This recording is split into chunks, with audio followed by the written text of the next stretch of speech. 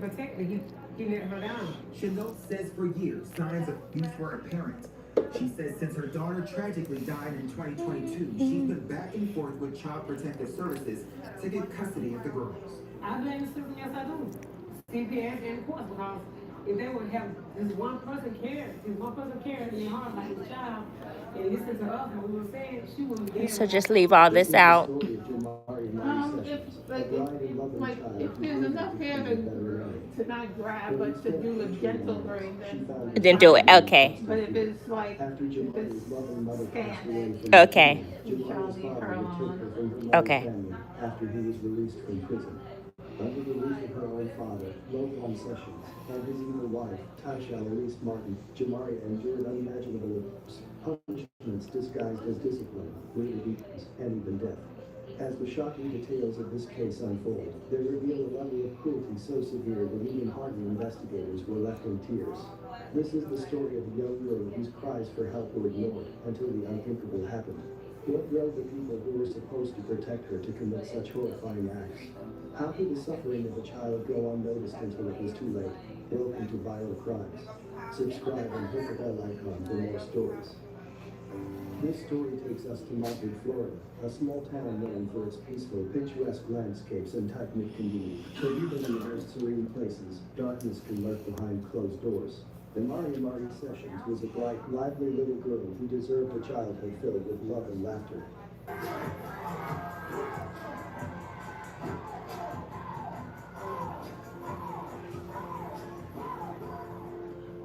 And so y'all, this is Blue's first car ride.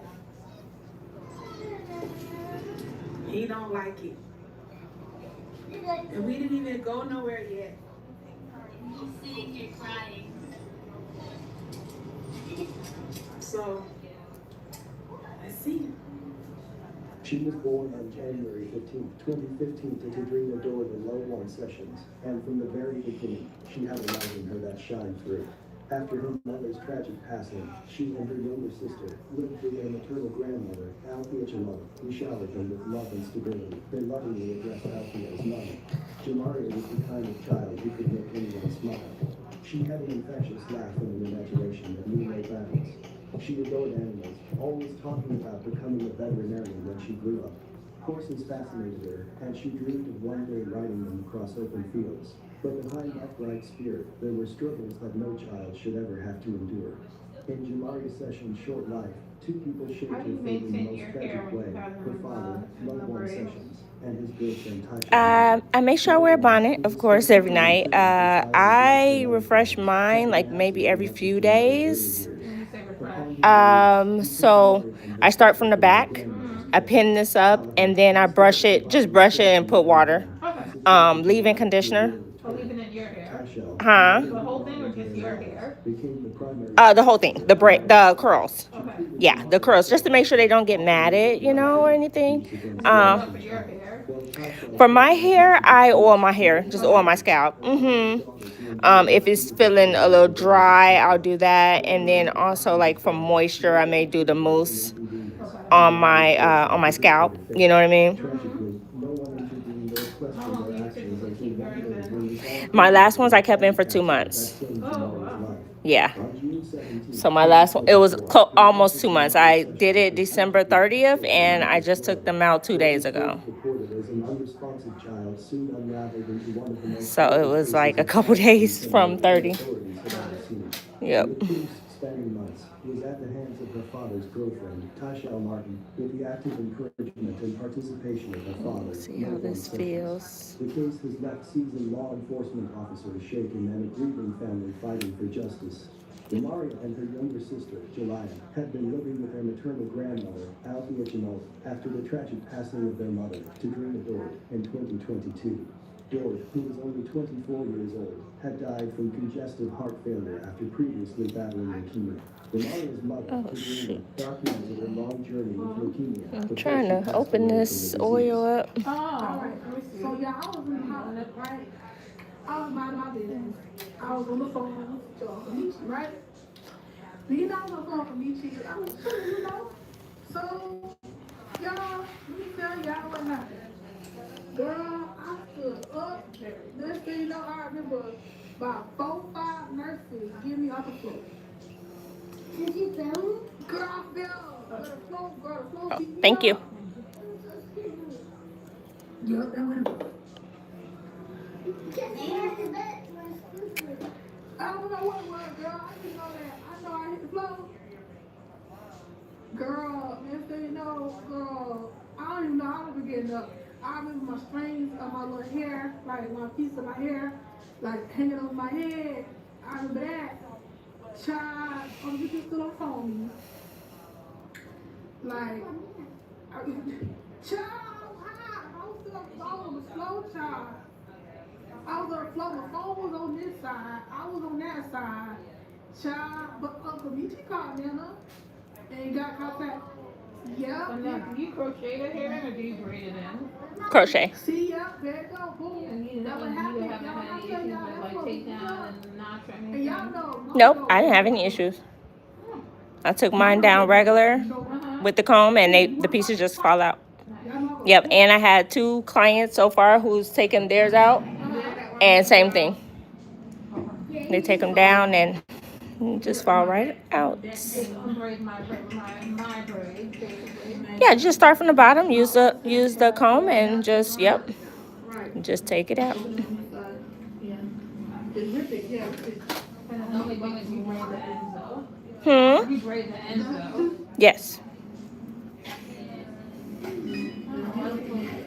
Make it seem like it's a hard time for them to take it out. Yeah, that's because when they're taking it out, when they get to the crochet hair, they're pulling that crochet hair out. So they're pulling that crochet hair down, which tightens the knot. So you don't want to pull that crochet piece down. You want to just let it fall out as you're taking the braid down. Wait, so Does that make sense? So you put so when you put the crochet in, you put it in as a knot? No. No. So as you like, Well, when you crochet anything in, it's a knot, right? Because that's crocheting. right. So when you crochet it in, that's the way it is. But when you're taking down your braid, you don't want to. When you're taking it down and you get to that crochet piece, you don't want to pull that piece out. You want to just continue to take your braid down, and that piece will fall out on its own. Yes. Focus on taking the braid out. Exactly. Yes. And then the hair can be reused. Yes. Yeah. I reuse my hair. Yeah. Yep. I reused my hair. It wasn't thinner. Nothing. It was awesome. Yep. This is the same hair. How many uses do you think you can get out of like one? I've gotten 5. 5? Because I was doing the regular crochet before I was doing the miracle knots in my hair. Yeah. Because I've reused my hair one time. This hair is new. So I wanted a different pattern. So you just wash it like a regular bundle. So I took mine out and then I just put it all together, by the string. I put all the strings together and then I just shampooed it and conditioned it, and then I laid it out on a towel and let it dry overnight. And then in the morning I reinstalled it. Yep, my hair had no knots, no nothing. It was so easy to take down. It was so good. My roots were fine, everything. Yes. So I had no issues at all. And my hair is short.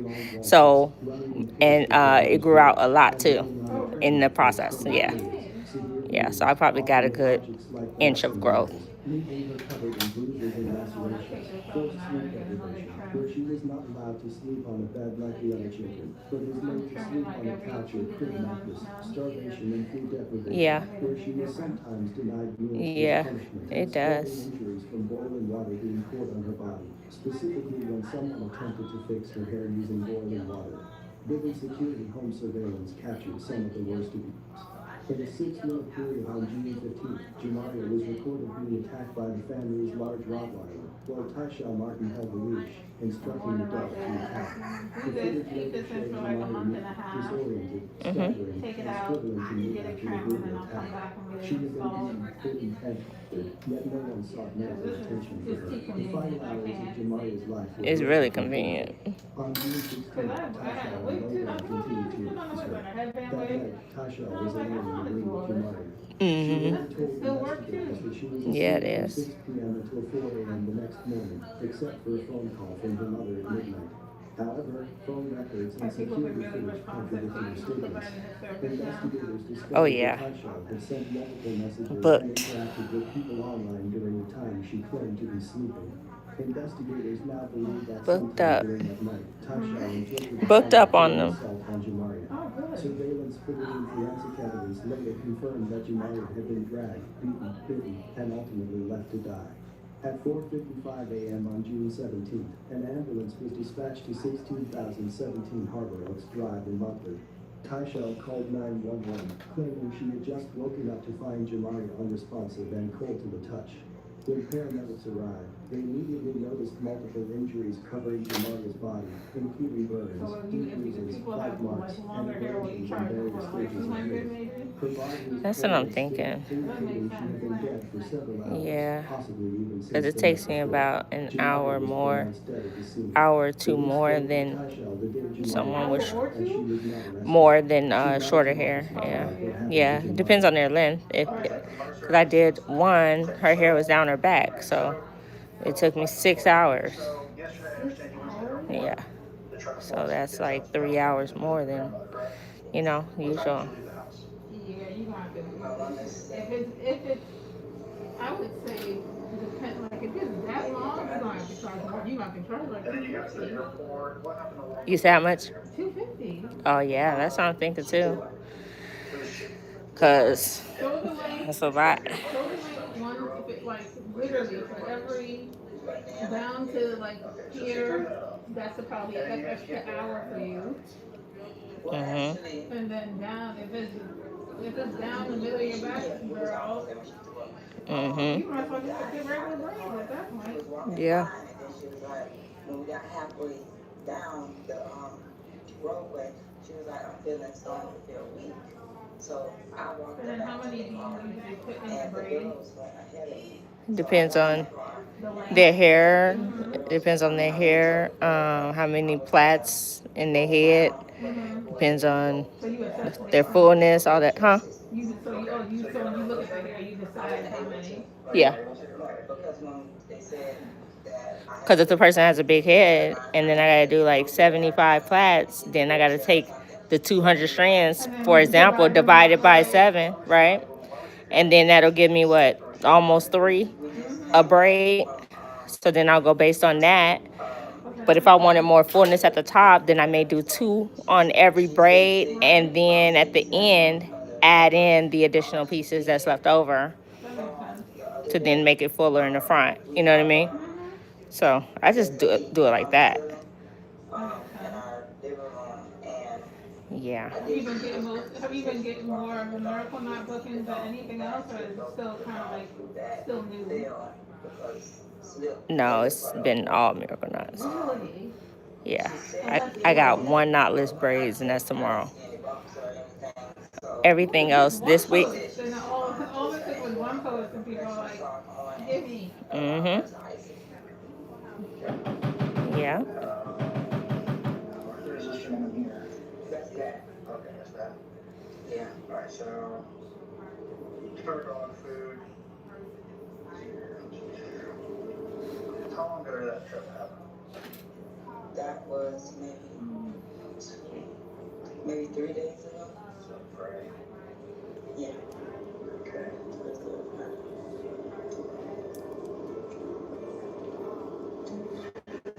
Alright. And then, so that's when she twisted her ankle? Yeah. Alright. Well, she said it felt. I don't know if she really. She said it was a little pain. I just know that you know. Okay, so did you guys put ice on it? Did you guys give her like compression salt and ice? Okay, compression salt and ice. Alright. And she was. I have never braided anyone's hair without gel, just so you know. Oh, really? It feels like it's fine. Yeah. That's what she said. So we gave her the crutch that we had. It just feels funny on my hands, that's all.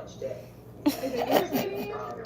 No, it doesn't irritate. It's just dry, that's all. Oh, okay. And then the oil is too oily, so it's like like that, you know, that weird medium. So Next time I'll bring some shea butter. okay, that'd be good. Like a creamy type. Okay, cool. Yeah, that'd be good. But that's mainly what we use the gel for. Yeah, no, I Them think the fingers. gel just irritates my scalp. I Yes. learned that the hard way. I was like, oh no. No, I get it. I just never had anyone. No. In my 20 years of braiding, I've never had anyone that was allergic to my product or that was irritated by my product. Well, the reason I have the headache because they figured out I have low spinal fluid. Oh, So I have like a spinal fluid leak, okay. which I have to get MRI for. Okay. So basically, I feel better being horizontal than I do vertical. Okay. Which is why I was like, oh, let me lay down so that way I could sit here for 3 hours and be Got you. Okay. Okay. That makes sense.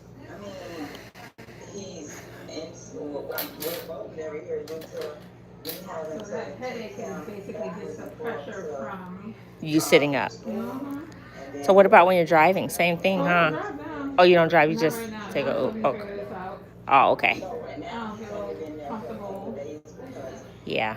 Being on the road. No, not at all. Because sometimes that fullness, he busted his head. it'll feel like my ear is congested. And they look and my ears are fine. Oh, okay. So it'll feel like I'll feel imbalanced. And I was like, I don't want to drive like feeling like that. Yeah. Especially with the way people drive out here. They don't know how to drive out here. Yeah. That's true. They don't believe in blinkers. They think, okay, I'm all the way in the HOV lane. I gotta You're get off at welcome. this exit. So Let me glad go you're here. all Thank the way you. across Mm-hmm. and not give any indication that I need to go across. Yeah. And then the traffic. Well, as you call it, the snowbirds, is that what they call them? Yes. Y'all traffic is crazy with all the snowbirds. Mm-hmm. And then now, And the construction. now all the baseball teams are coming now. Mm-hmm. So they're spring training, so it's about to get even more crazy. Yep. I was like, what is going on? Are you Yep. from Arizona? Chicago. Oh, Chicago? You're the second Chicago person I met in 2 days. Oh, wow. I met someone from Chicago yesterday. Well, the other client that you was outside talking to, she from Chicago as well. So you met three. And then I met, and then my driver today, he was from Brooklyn. Oh. And he came here to open a restaurant. And he's like, nah, I'm going back to New York. Wow. I was like, me too. Yeah. He's like, they don't know good food out here. He's like, I feel like I'll be wasting my time opening a restaurant.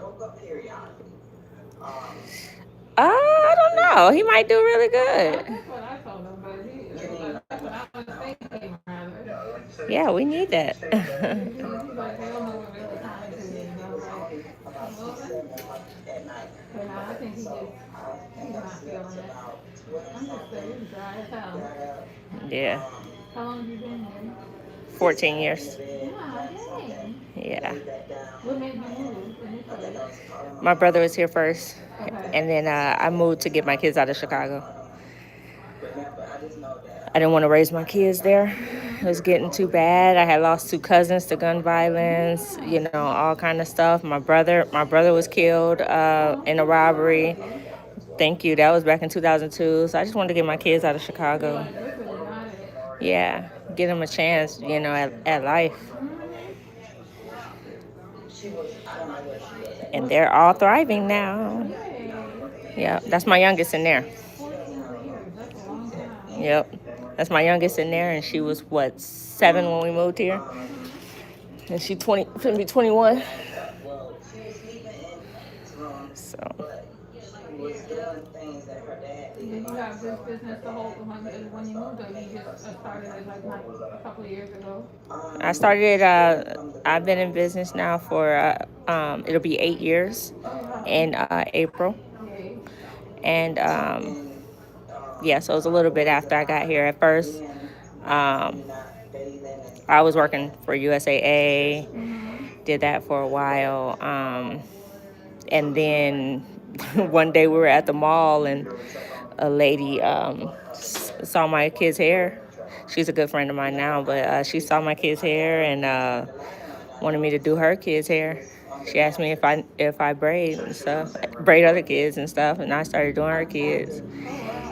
And from there, like word of mouth, everything, started getting a lot of Cool. clients. You're like, Yep. oh, I can make this a real business. Yeah. Oh, that's cool. Yeah. But I had been braiding for years before that. Mm. But it was just my kids, family, friends. That was it. It wasn't for money. So it definitely was changed. And then you started. So when did you decide to really like make it full time?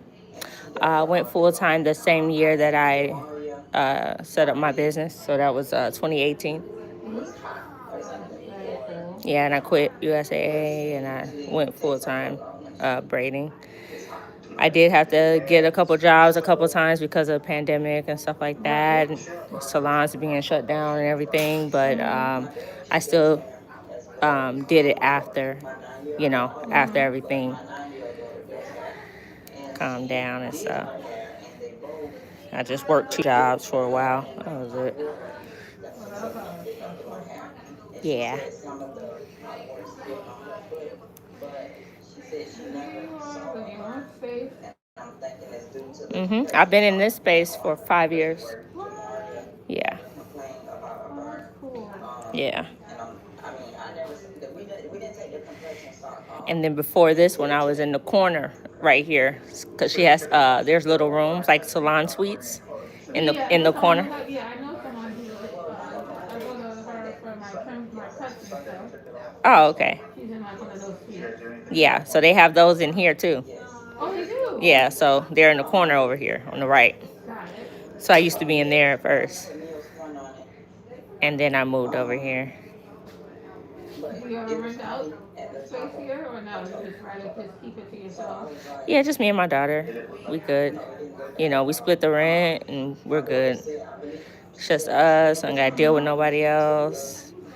No drama. I ain't got to worry about nobody if they're going to pay. I don't have to worry about all that. It's just me and her. Oh, that's good. Yep. We got plenty of space. Listen, you got a lot of space. Yep. So the studio space is just that one little room. Mm-hmm.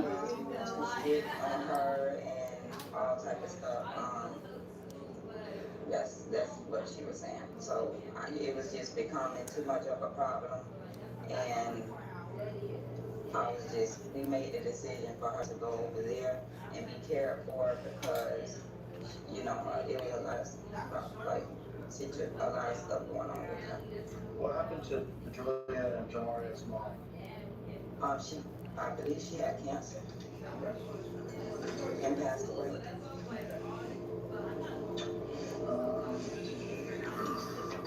You tried doing CPR this morning? And it was not successful? Okay. And disciplining the kids, do you discipline Jamaria when she lived here? Yes. How do you discipline? They're supposed to run, if they do something, they're supposed to do squats. Or, Dad had made them just go up and down the stairs or whatever, holding something or whatever. I have popped them on the hands before. I pretty much, if Dad feel like you want to whoop them, leave that to him. No going with the other kids to places, staying home if, you haven't did what you're supposed to do. Right. When was the last time she got in trouble? She got in trouble. She hasn't been sent on the cruise ship, but she hasn't been in trouble since we got back. Okay. What did she do on the cruise ship? She checked herself out of camp, and her dad, I called him and let him know that she did that, and she was like, I was just wanting to go get ice cream or something. And so from there, he just had me put her in time out and stuff. So just time out? Yeah. So I pretty much had to leave, you know, I have my 4 other kids with me and stuff. I had to pretty much leave her with my mom at certain times, you know, just because, you know, we paid so much money to, you know, go on that trip. I had to divide my time between all the kids. Right, right. So she was gonna go on that trip to see your mom. Somalia? Yeah. Okay. All right. And so, last question I have for you, last couple questions. All the bites and stuff she has on her, where are those from? So her ink broke out from, she said, the kids told me that she was doing stuff to herself. I didn't witness it myself. But she did break out. Her in Egypt broke out while we were in Puerto Rico. I put medicine on it that she broke out from. But as far as a bite, she has a bite mark from the dog, which was stitched up. Yes, it has one month, right? Yeah. From 7. Yeah. All right. How bad was that outbreak? To me, it wasn't that bad. To me, it wasn't that bad because she wasn't like, she cried and like for about 5 minutes and it stopped. How often does she go to the doctor? Dad has only taken her to the doctor once since we had him. How many times? Since October of 23.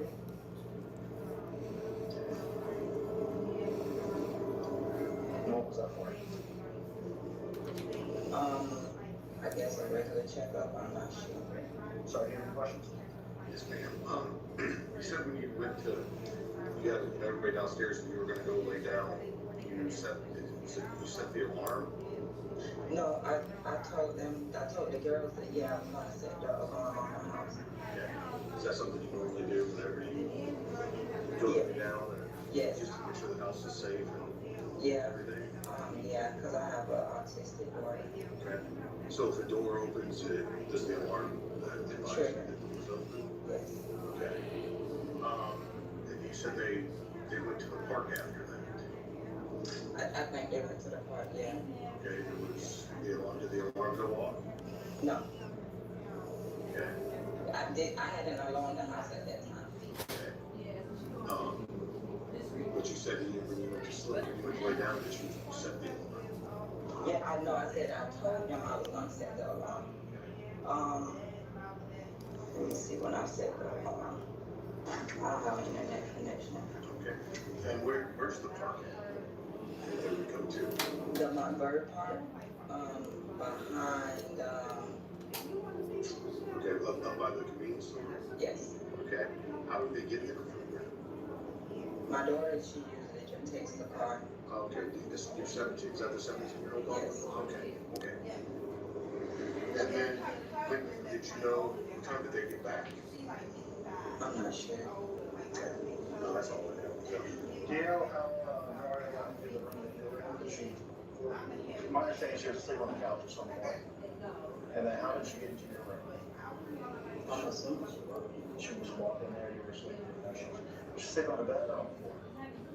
When I saw her, Yeah. she was on the mattress. On the couch. When I called 911, I told them, they said they were flat on her back. I said she is flat on her back. They How'd you move her? said she needed to be on a flat surface, so I removed the mattress from up under her. Okay, so in your room, how many mattresses are in your room? The room that she was in, Yes. 2. Okay, so 2 mattresses in there. Is that the room that you were sleeping in? Yes. Okay, so she was on a different mattress than the one you were on. Yes. Okay. And then you took her off the mattress because 911 told you to. Correct. Okay. So obviously she's in there and we gotta get the medical examiner's office out here to take possession of her, and then it's gonna be a whole, give them the medical information that you have, let them know what trip she's been on, and they can kind of see, test and blood work and whatnot. Do you have any issue with a search and masks? Okay. All right, I'm gonna read this to you while you're here. It's a search warrant to the residence. Kind of get it out of the way because you are a resident. I have to read it to you. Okay. All right. So this is a search warrant. It's in the Circuit of County Court of the 5th Judicial Circuit of Florida in and for Lake County.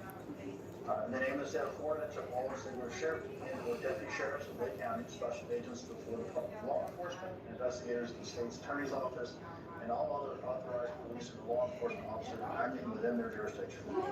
Whereas a sworn written affidavit has been electronically submitted to me, the undersigned judge of Lake County, Florida, and whereas the facts made known to me in said affidavit, which is hereby incorporated by reference, I'm competent to certify and find there is probable cause to plead the laws of the state of Florida, to wit, murder, for statute 7204, have been or being violated or on or in the premises particularly described as an unincorporated Lake County, Florida, 34756.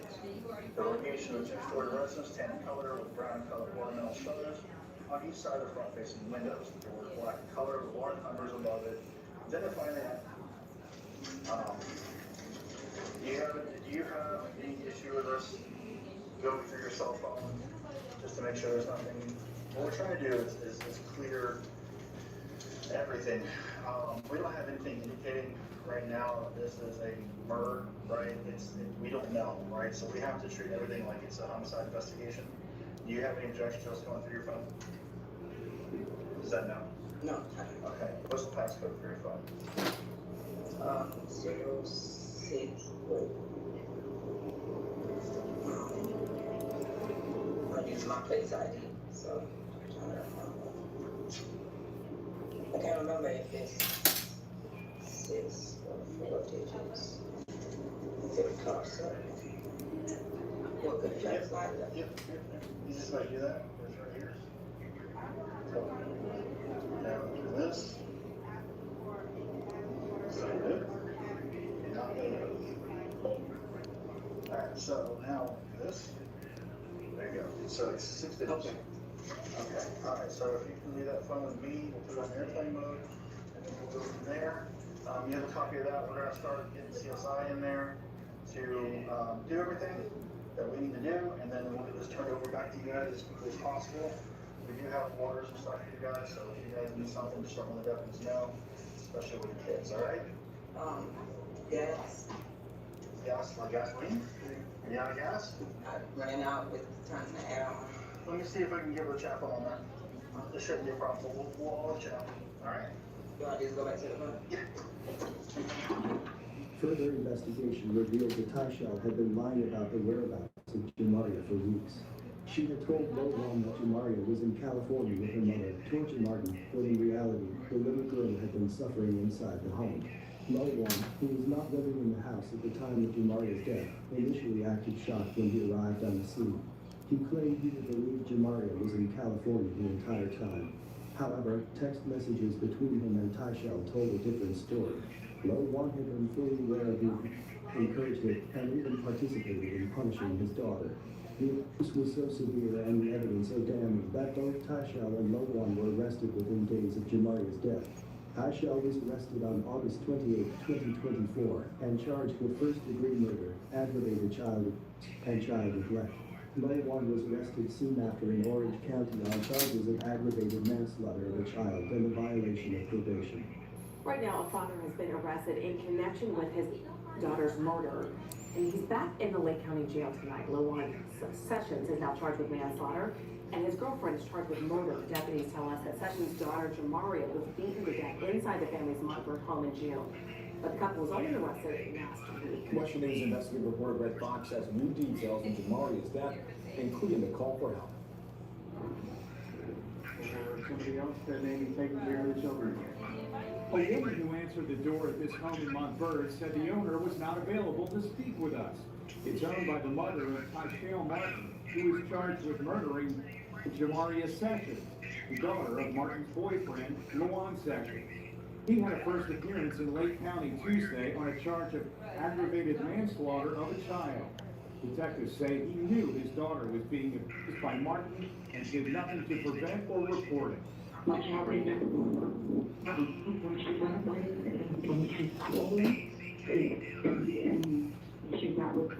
Waste 2 investigates obtained the 911 call made by a woman in the home.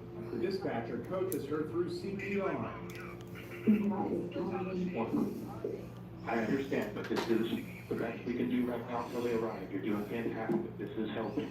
But paramedics discovered it was too late to revive the Grassy Lake Elementary School student. Detectives say security video in the home revealed Martin kicking and beating the girl and even commanding a more than 100-pound Rottweiler to bite the girl. This is not the first case involving Sessions that he encountered. Back in 2016, right across the street from Evans High School here at this gas station, a man was shot, seriously wounded.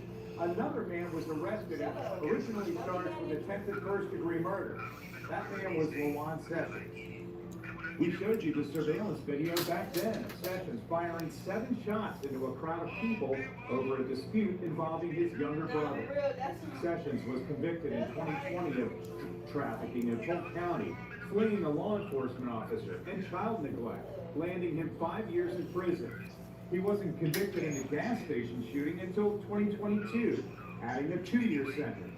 He was released last year and is on probation until 2028, while he and Martin face the new charges in his daughter's murder. The case quickly gained national attention, with heartbreaking details emerging from court documents. Investigators found thousands of messages where Taishal bragged about abusing Jamaria. They also recovered over 2,800 videos from the security system, capturing different instances of torture. Some of the most shocking evidence included Taishal forcing Jamaria to endure harsh punishments, such as wall sits, treadmill runs, and prolonged periods of standing in place with her arms raised. The medical examiner's autopsy confirmed that Jamaria had suffered extensive injuries consistent with prolonged torture. The report noted broken teeth, blood in her left ear, and numerous cuts and bruises that covered her small body. Jamaria's maternal grandmother was devastated at the news of Jamaria's death. In early October 2024, Assistant State Attorney Thomas Ruccia announced that the state would seek the death penalty against Tasha Martin. The prosecution cited 5 aggravating factors, including the murder was committed during an act of aggravated child abuse. The crime was especially heinous, atrocious, or cruel. The killing was premeditated and carried out without moral or legal justification. The victim was under 12 years old. Taishal was in a position of familial or custodial authority over Jamaria. On October 31st, 2024, Taishal appeared in court, but had not yet secured legal representation. She claimed to have hired attorney Sean Landers, but he had yet to file an official notice of appearance. Judge Heidi Davis kept her case on the docket for November to ensure she obtained legal counsel. Lawan Sessions, while not facing the death penalty, remains behind bars on no bond. His trial is set to take place in 2025. Jamaria's grandmother, Althea Chenault, and other maternal relatives have attended every court hearing, bound to see justice served. Chenault is also fighting to regain custody of Jalaya, Jamaria's younger sister, who is currently in the care of another maternal family member. Chenault and her family have openly expressed their heartache and outrage over the brutal killing of their beloved Jamaria. What happened to Jamaria Sessions is beyond tragic. It is a horrifying example of abuse that is ignored until it is too late.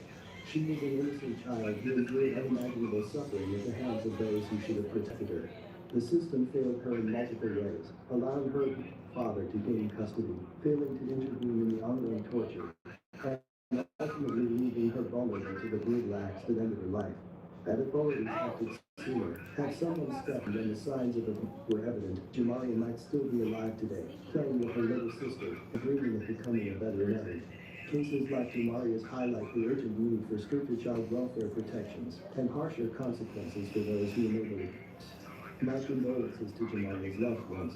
May we continue to heal and one day find peace. Thanks for watching, and I'll see you in the next video.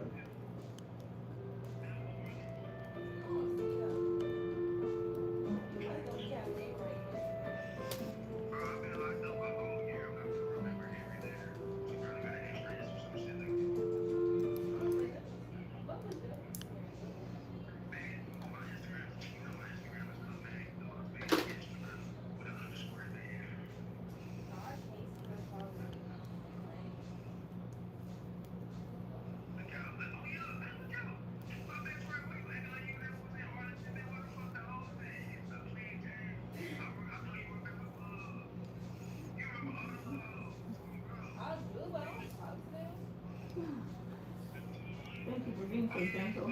Oh, you're good. I was like, I'm very nervous. I'm like, You had to feel it for a second. Like, wait a minute.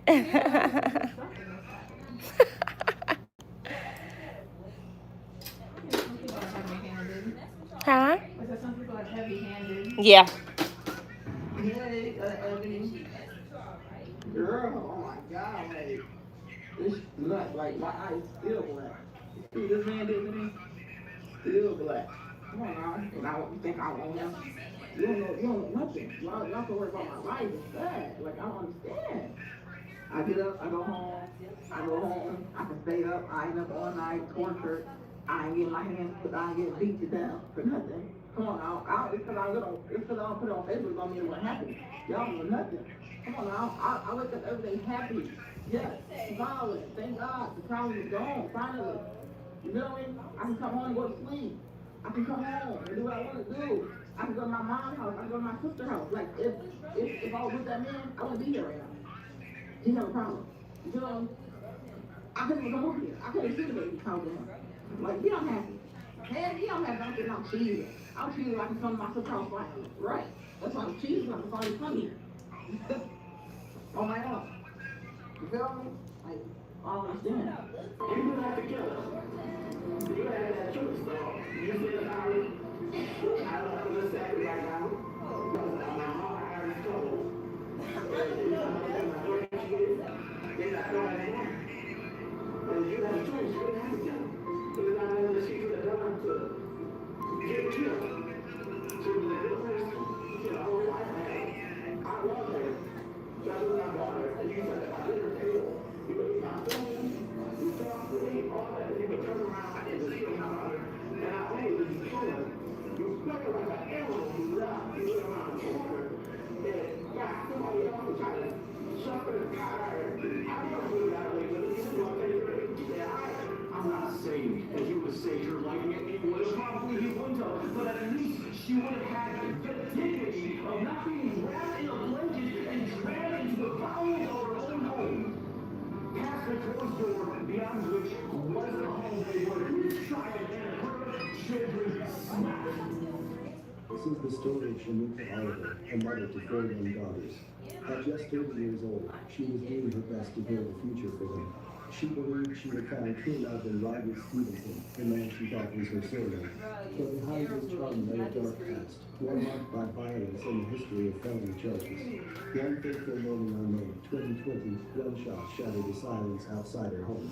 By the time police arrived, it was too late. Shanika lay lifeless, a single gunshot wound ending her life. What led to this tragic moment? Was it a crime of passion, or something far more terrifying? Welcome to Violent Crimes. Subscribe and hit the bell icon for more stories. This story takes us to Jackson, Michigan, a city that has faced its share of challenges, including crime and violence that have left lasting scars on families. One such family was that of 30-year-old Shanika Oliver. Shanika Oliver was a mother of 4 and full of life. Morning, love. It's still morning here.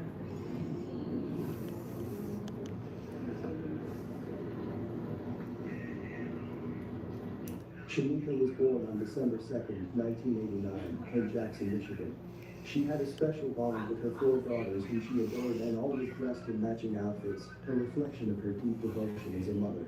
A proud graduate of Jackson High School's class of 2008, Shanika had a passion for the medical field. She turned that passion into a career, becoming a supervisor at Renaissance Northland Home, an assisted living facility where she dedicated herself to caring for others. She loved her job, treating her residents with the same kindness and compassion that she showed to her family and friends. Shanika was in a relationship with 38-year-old Rodney Stevenson. What up, though, y'all? On my way to court, you feel me? Going ahead and see if my lawyer did his thing. You know what I'm saying? To beat these charges. You know what I'm saying? But I really need that happen so I can get this cracking. You know what I'm saying? Early in the morning. Early. They were there at 9 o'clock. You know what I'm saying? So I messaged you boys again.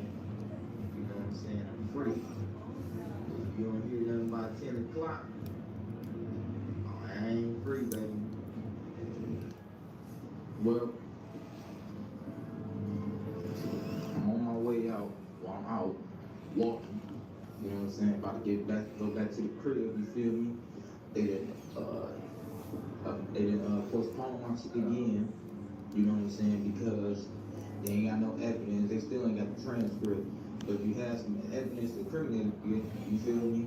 You almost be trying to book them, but all of a sudden, 2 months, I ain't got no transcripts. Get out of here. Their relationship was far from perfect. Stevenson had a troubled past with multiple felony charges and a history of violence. Despite this, he and Sharifa were together, though the nature of their relationship appeared tumultuous. Sharifa was a hardworking and kind woman. In contrast, Stevenson had a criminal history that included home invasion, drug offenses, and felonious assault. Sharifa was deeply in love with him, and she felt that she had finally found the man she was supposed to be with. Good. I love the curl. It's like it's not too curly. It looked. No, it's not too curly. And like I said, it's probably gonna fall. You know what I mean?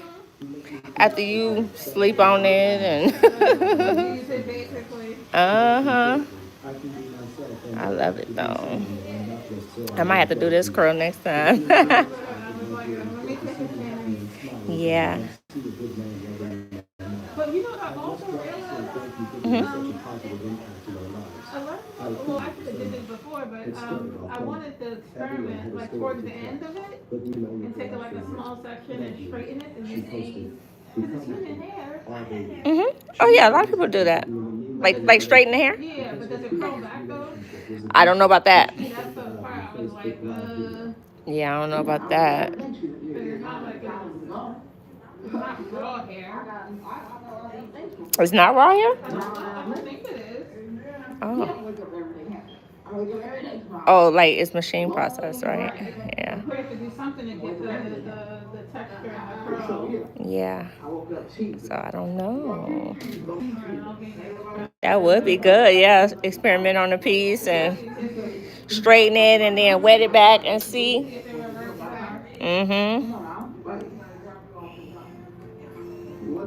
That'll let you know how good it is.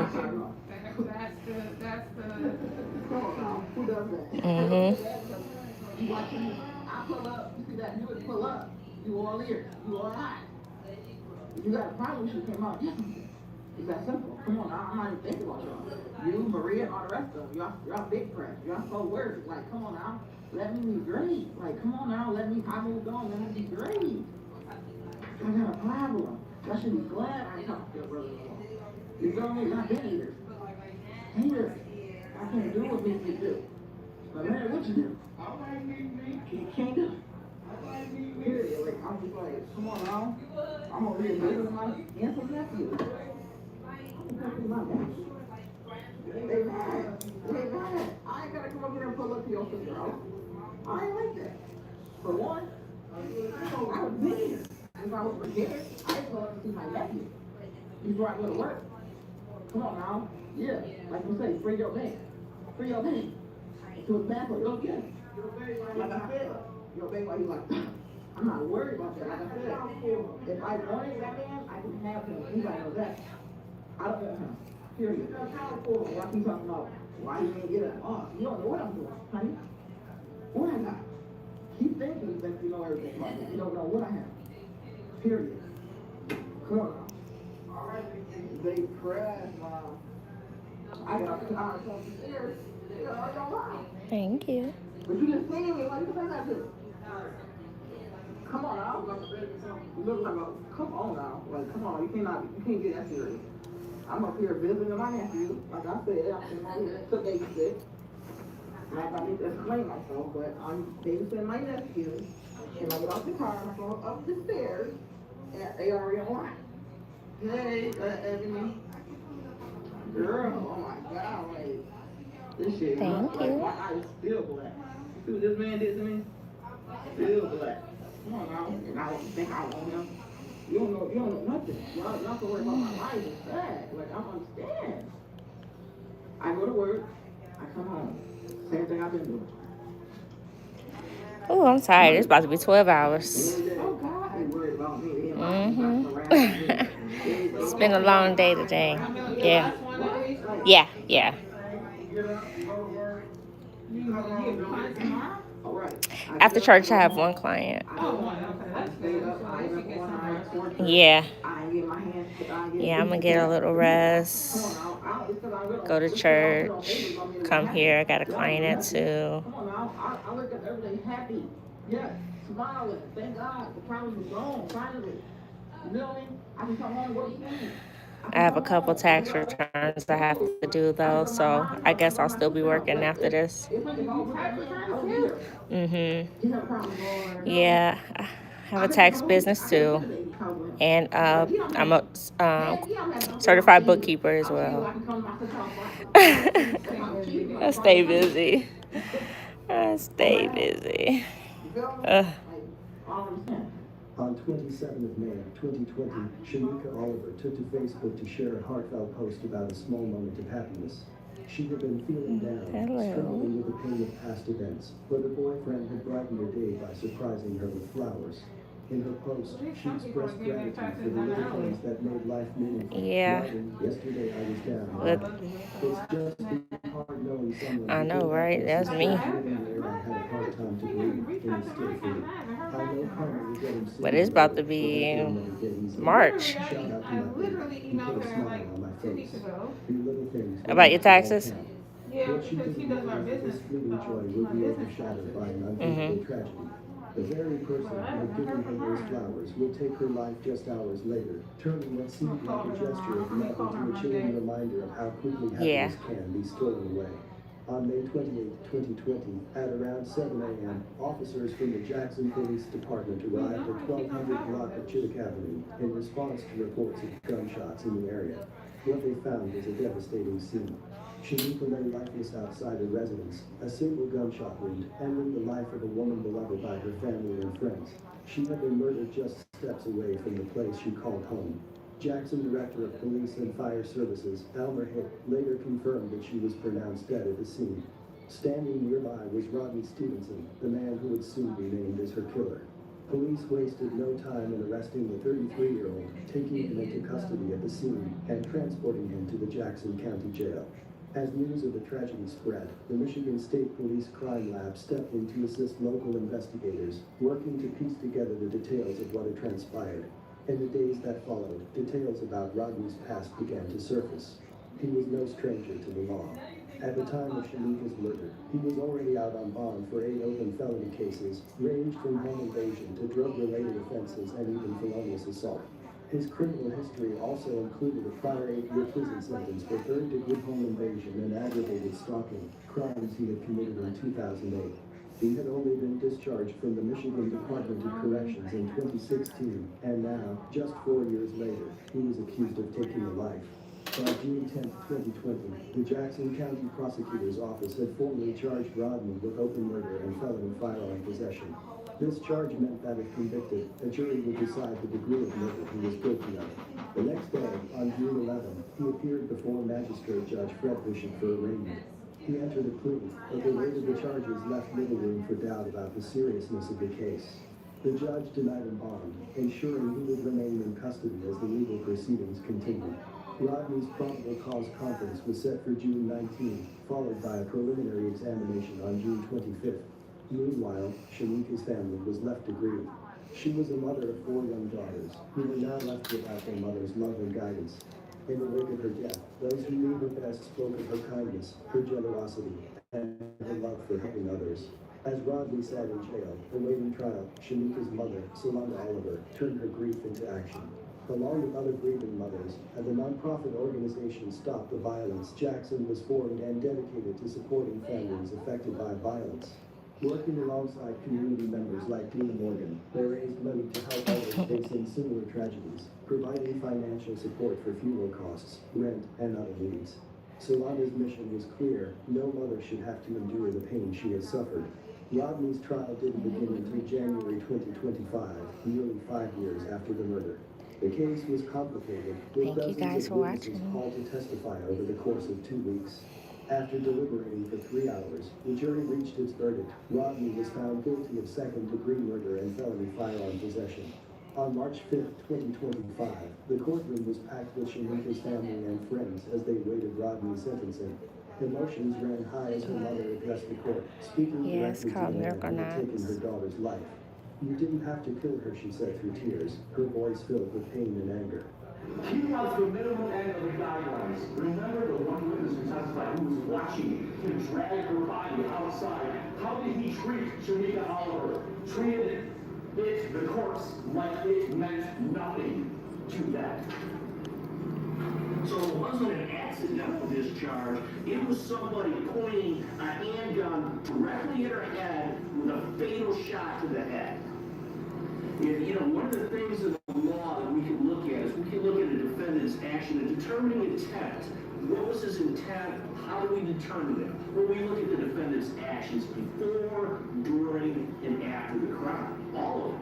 Not just, you know, what happened when the police arrived. And of course, we know when you allegedly found her, you know, mortally wounded in her home with your child and her shoulder there, what do you do? I mean, any person that committed would call 911.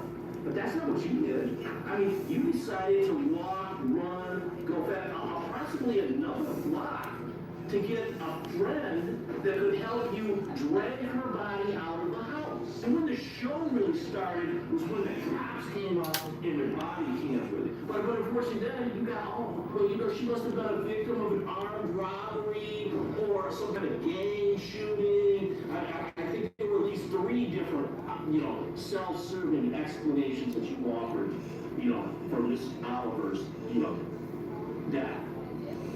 So in balancing No, you just comb it out as regular, like you're taking down your braid and it comes right out. Intent to kill murder, that's true. And Mr. Berry correctly cited that, you know, the jury didn't find sufficient evidence of premeditation and deliberation, but I got a feeling they were thinking about it. And I didn't talk to the jury after that, but, you know, but clearly they ultimately came down to second-degree murder. But what is second-degree murder? Second-degree murder is intent to kill murder or an intent to commit death or great bodily harm. I mean, I don't really know which of those 2 you had, but either one is sufficient for the kind of sentence I'm going to impose. So you're going to prison and counting on second-degree murder. 80 years to 120 years with credit for 1,012 days.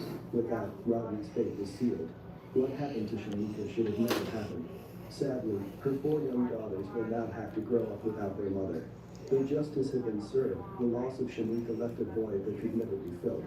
My condolences to her friends and family. May you continue to heal and one day find peace. Thanks for watching, and I will see you in the next video.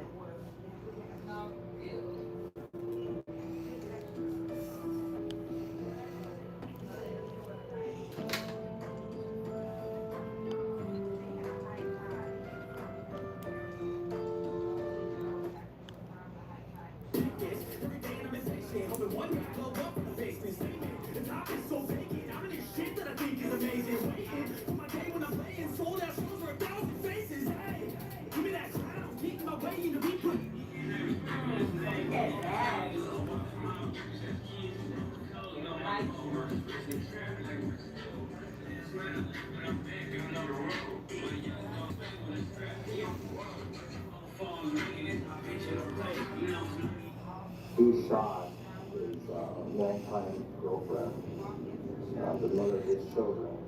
He was pregnant with his child. He murdered her.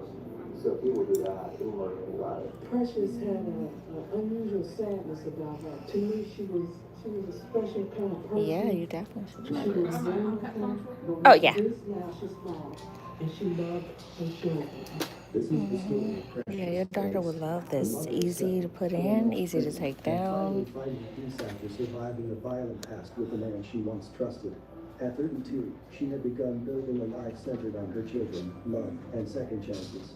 But on a quiet Wednesday morning, a loud crash woke up everyone in her Dayton home. Within moments, gunfire erupted.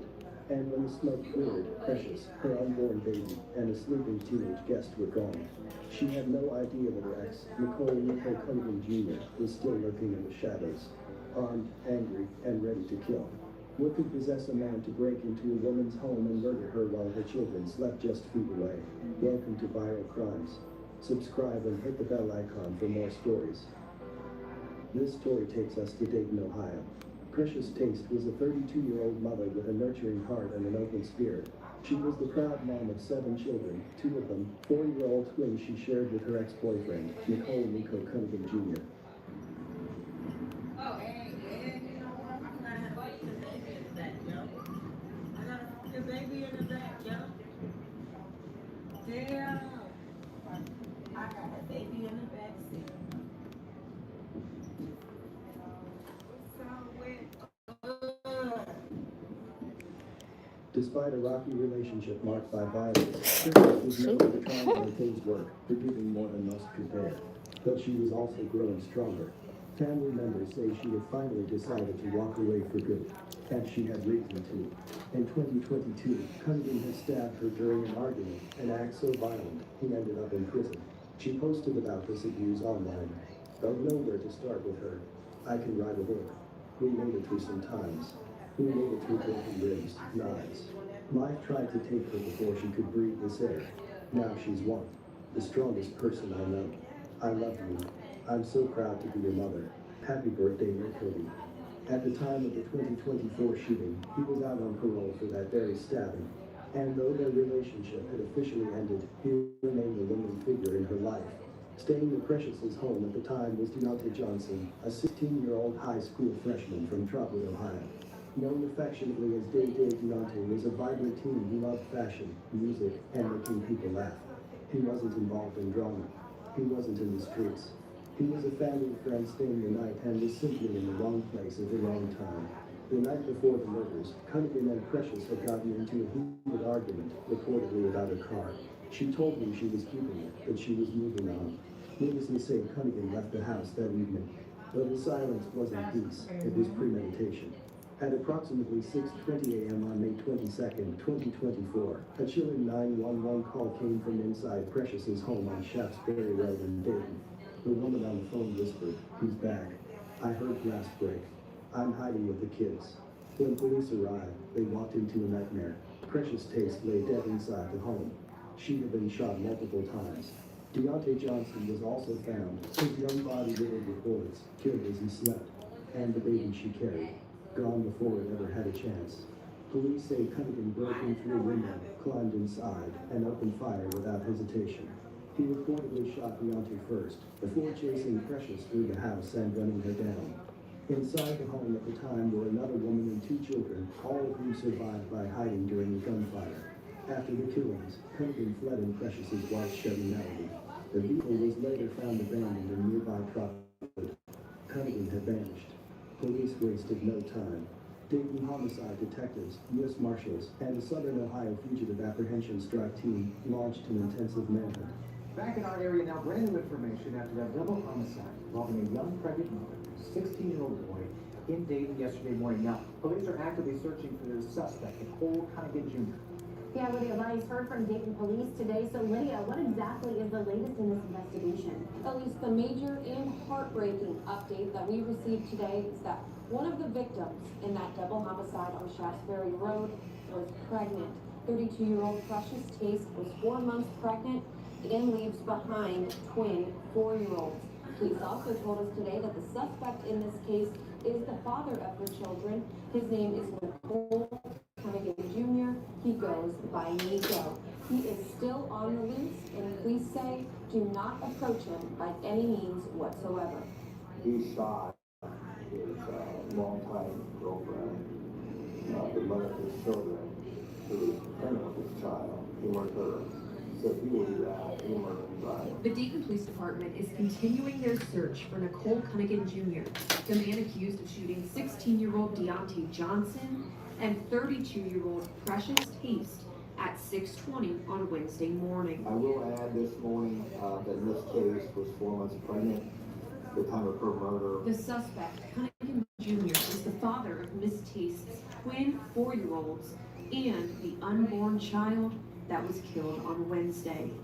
He has a lengthy criminal history with former charges of felonious assault, child endangering, and abduction. He is presently on parole for forced assault where he stabbed our victim, Precious Taste, back in 2022. Here are the latest photos of Cunningham Jr., but it is imperative that if you see him, you do not approach him. So just be very cautious if you see him.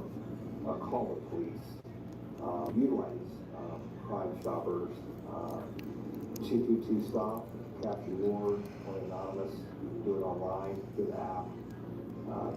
But that's, don't bring a approach. Call 911. Get police help. This is a tragic case of domestic violence, and sadly, it's not rare in our community. Man, we still with domestic violence all the time. But when I say we, I don't mean the city of Dayton, as a society, it is so prevalent. But we're always here.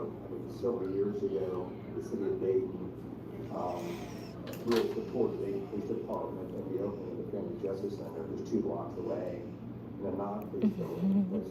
I wish you could too. I would be so happy to do it, girl. To get help.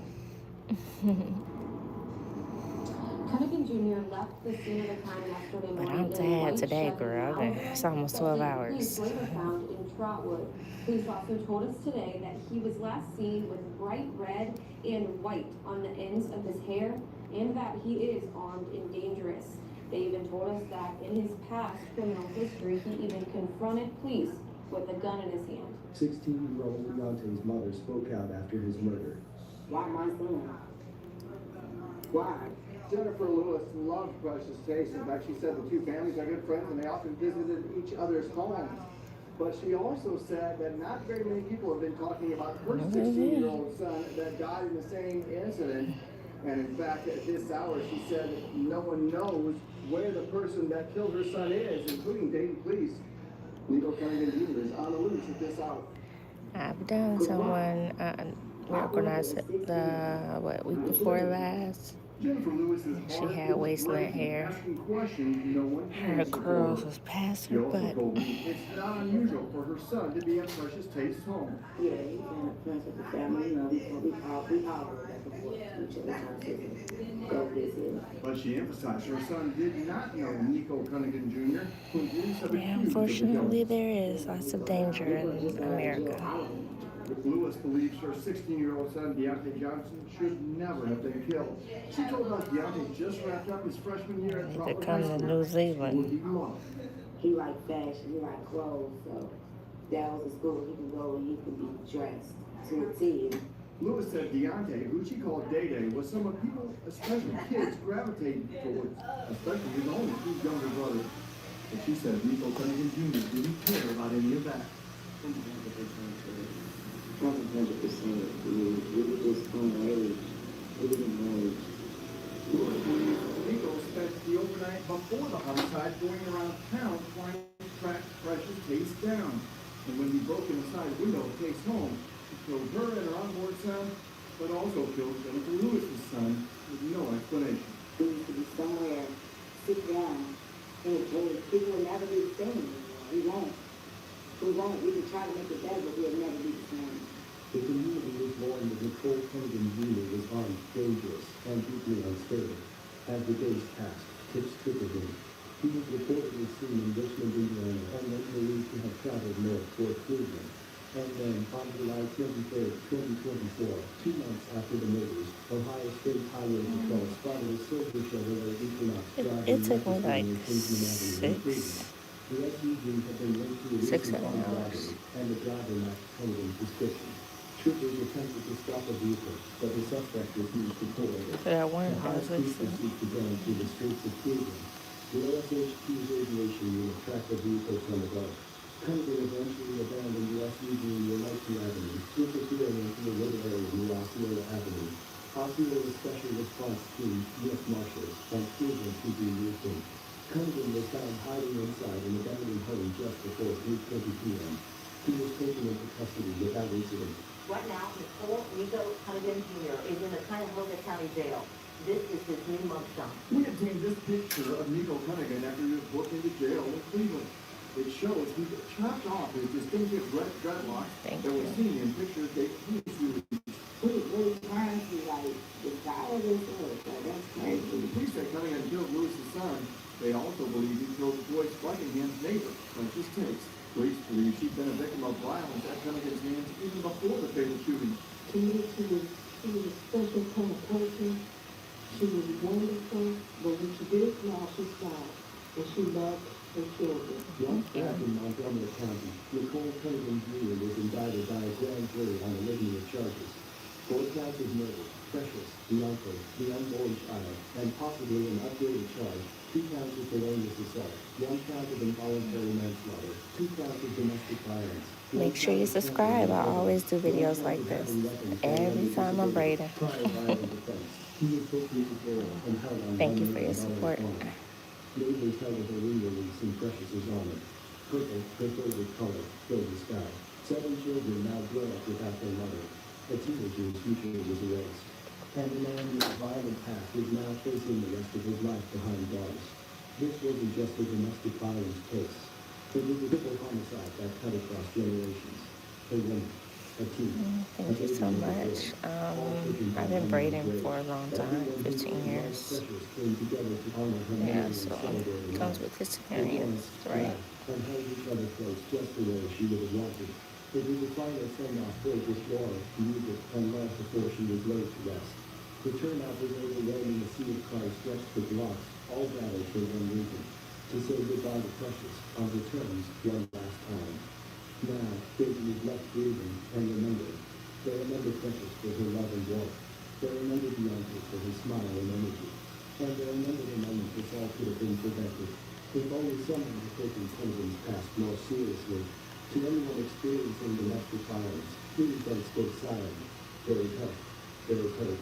And your life matters. My deepest condolences to the families of Precious Case from Bianca Johnson. May you continue to heal, and may justice bring even a small measure of peace. Thanks for watching Bio. Yes. I'll see you in the next story.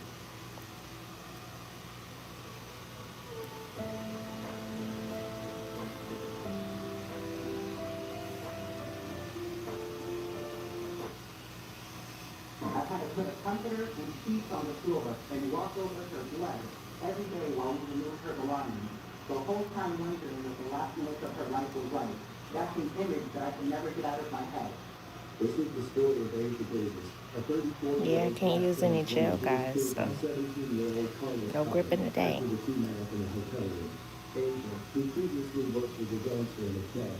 If I could use gel, it'd be slick, but she's allergic to gel, so. So on the first day of Pride Month in 2023, her future was stolen. Asia was found dead in Highland Park Hotel room, the victim of a single gunshot wound. Her teeth killed. Connors, a 17-year-old who now faces charges as an adult. What led to this tragic encounter? Is this a random act of violence, or was Asia targeted for being a trans woman? Welcome to Bio Crimes. Subscribe and hit the bell icon for more stories. This story takes us to Detroit, Michigan. Once the center of the automotive industry, Detroit has a reputation for prevention and crime. Despite its challenges, it remains a hub of creativity, community spirit, and activism. However, like many cities, it also faces struggles with crime and inequality, which can affect its most vulnerable residents. Highland Park, a small city within the Detroit metropolitan area, is where this tragic Say we can't use no products, so what you mean? Free us back up. Asia Davis, affectionately known in charge of a friend, was raised in Detroit by her mother, who taught her the importance of kindness, strength, and self-expression. Asia grew up in a close-knit family, with her mother and siblings as her foundation of support. From a young age, Asia knew she was different, and she embraced her identity with courage and grace. She transitioned from male to female in her early adulthood, despite the societal challenges she faced, and became a fierce advocate for herself and her community. Her journey was one of self-discovery, resilience, and pride. She was unapologetically herself and faced many struggles trying to navigate the world as a black transgender woman. I don't know what y'all say about me. I'm still that girl. Period. That's how I feel about myself. If you don't feel like that about yourself, then that's on you. But I'd be damn if a bitch go get on this. I bet this is one on through the house. Yeah, that's what you're really mad at. That's what you're mad at. Because I had the niggas coming all through that bitch who give me money left your mother, or I banged that motherfucker out. That's what you're mad at. Everything is all good, and people please pay attention to people like this, friends, because bitches gonna be saying who they are. For real, for real. Bitches, you go through and bitches offer. No, this is my own salon. It's just me and my daughter. My daughter does wigs.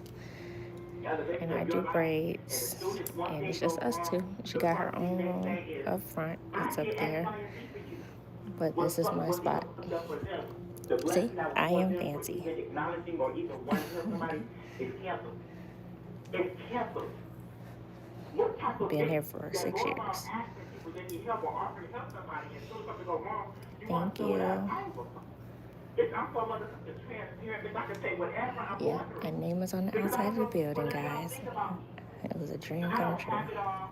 I may not look like your motherfucking Instagram models that y'all should be liking, but I'm in the running.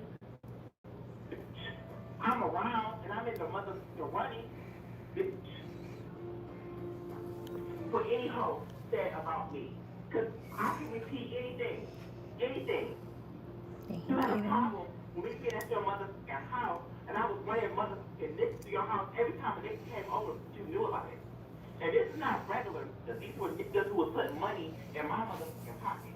So at any cost, bitch, I don't know what your attitude about. I'm gonna make my money.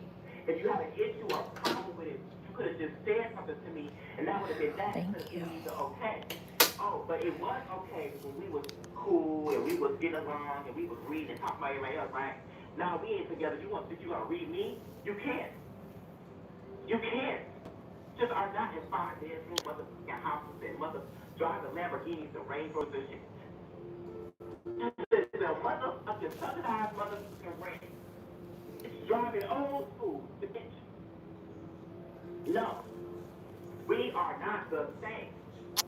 We're not. The first thing you say, oh, because I've never been just to nobody in my life. Nobody. It's only one. I don't look at no other hoe. I'm not flexed by no other hoe. I'm not bothered by no bitch. None of that. None of that shit. Because I decided I was the best of them. For real, for real. I done lived a life with them. Detroit, and there's no offense to you people who live in Detroit, but there's just another world outside of Detroit. You do know that, right? There are places that are way better than Detroit, right? I live them. I live where they are. This condo, $1,300 rent. I've done it by myself. This, you pay $700 a month for rent. I'm at the room. I pay $85 a night at the room. You add that up. Bitch, that's your rent in a week. You're not doing nothing for real, for real. That's what this is about. Bitches really act like it's that for them. I do. What designer purse you got? What motherfucking red bottoms you got? You have all that shit, you'll be an ugly ass motherfucking person inside. So when I notice that about you, all bitches are off. Yeah, you are ugly with some red bottoms. You are ugly with a bag. I'm not in the place that I want to be because I'm not sure if I want to live in this dirty ass city with y'all dirty looking asses. That's why. But I have other obligations. I have an 18-year-old cousin who just hung herself in the back of her motherfucking dad's motherfucking an 18-year-old cousin. I'll be damned if any let me feel like that. Oh, yes. Got your hair and lashes done. Ooh, self-care. Important. A monumental achievement she worked tirelessly to reach. Her passion for caregiving was evident in everything she did, whether it was helping a neighbor, volunteering, or offering emotional support to friends in need. She was preparing to start a new job in the healthcare field, excited to build a career doing what she loved most, helping others. In Asia Davis's life, there was a tragic encounter with her killer, Carlos Lamar Scotland, that ended in violence on the first day of Pride Month. The fateful incident occurred at the Woodley Inn, a hotel located near 7 Mile Road in Highland Park, Michigan. Surveillance footage revealed that on the evening of June 1st, 2023, a young man, later identified as 17-year-old Carlos Lamar Scotland, entered Asia's hotel room at approximately 10:57 p.m. Tragically, at around 11:16 p.m., the same man was seen running out of the room. When police arrived at the scene, they found Asia dead with a single gunshot wound to her head. The timing of Asia's murder added to the shock and sorrow of her death. It happened on the first day of Pride Month, the time meant to celebrate the LGBTQ+ community. Instead, the community was left mourning the loss of another trans woman of color to senseless violence. Following the discovery of Asia's body on June 2nd, 2023, Michigan State Police launched a thorough investigation. Hotel near Woodward and 6 Mile in Highland Park is where the body of Asia Davis, a transgender woman, was found Thursday. My only child. Her mother devastated, asking why and how something like this could happen. She was just getting a job. Went to school. I just don't understand what is happening. Fox 2 found Alana Anderson, who is also a member of the transgender community, Yeah, you should. right outside the hotel where Asia's body was found. It's a hotel where many members of this community sometimes stay. We've been knowing each other since we were a child, since we were like younger. And we would have loved each other. That was a good friend of mine. Michigan State Police is leading the investigation after receiving a call from Highland Park Police about a deceased 34-year-old female. We're not sure exactly what the cause was. We'll have to wait for the autopsy to come through. Witnesses at the hotel tell Fox 2 that the victim appeared to have been shot. Those who advocate for the transgender community say they have concerns. Hit really close to home, particularly in my community, and it just goes to the social stigma and the violence that the trans community faces, particularly trans women of color. Advocates hope that the Elliott Larson Civil Rights Act will help provide the protections members of the LGBTQ+ community need. We just got included in Elliott Larson, where we didn't even have protections when it came to housing, employment, and healthcare. Those who knew Asia say her pet Yorkie was stolen from the scene. Police make it clear the investigation is still in the early stages, and it's unclear if the death is connected to Asia being transgender. Right now, investigators say they are looking at all possibilities. Was there any type of sexual assault, stuff like that?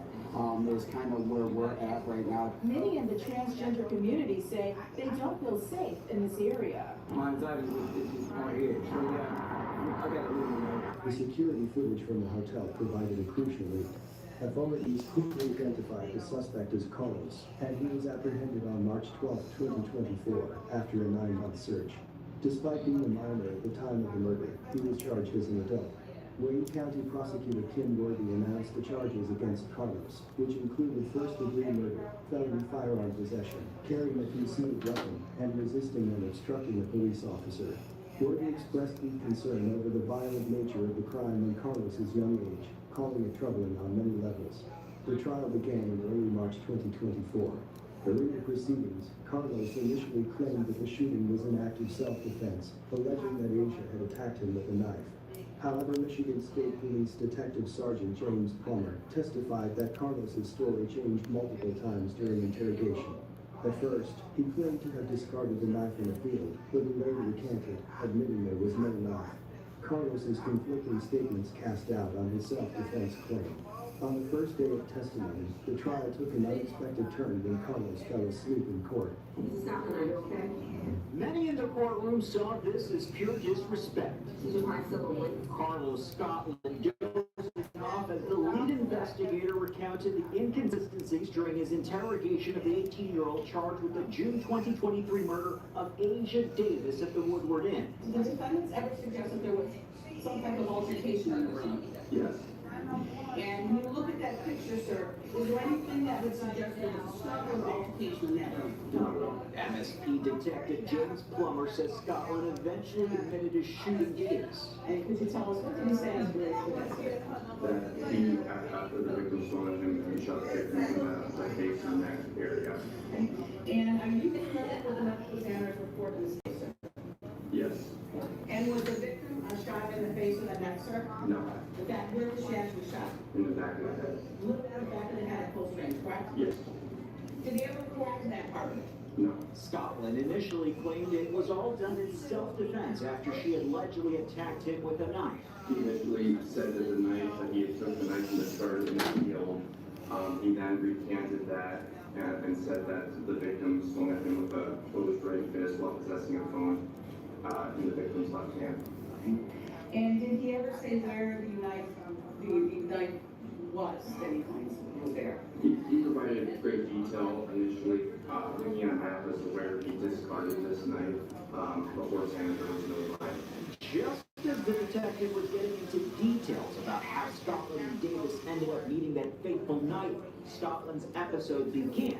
Eventually, his attorney told the judge another inmate allegedly slipped Scotland 3 pills before coming to court, causing the drowsiness. forcing the judge to adjourn for the day. The defense always prolongs the thing. I don't know why they think it's in their best interest to prolong it or make it even longer when inevitably it was already found competent. So it's only a matter of time, but I'm very confident that Asia Davis is going to receive the justice that she needs. Julius Laban, Director of Transgender Advocacy and Outreach for the Fair Michigan Justice Project, and a victim advocate for the Wayne County Prosecutor's Office, expressed confidence in achieving justice for Asia. It's only a matter of time, Laban said.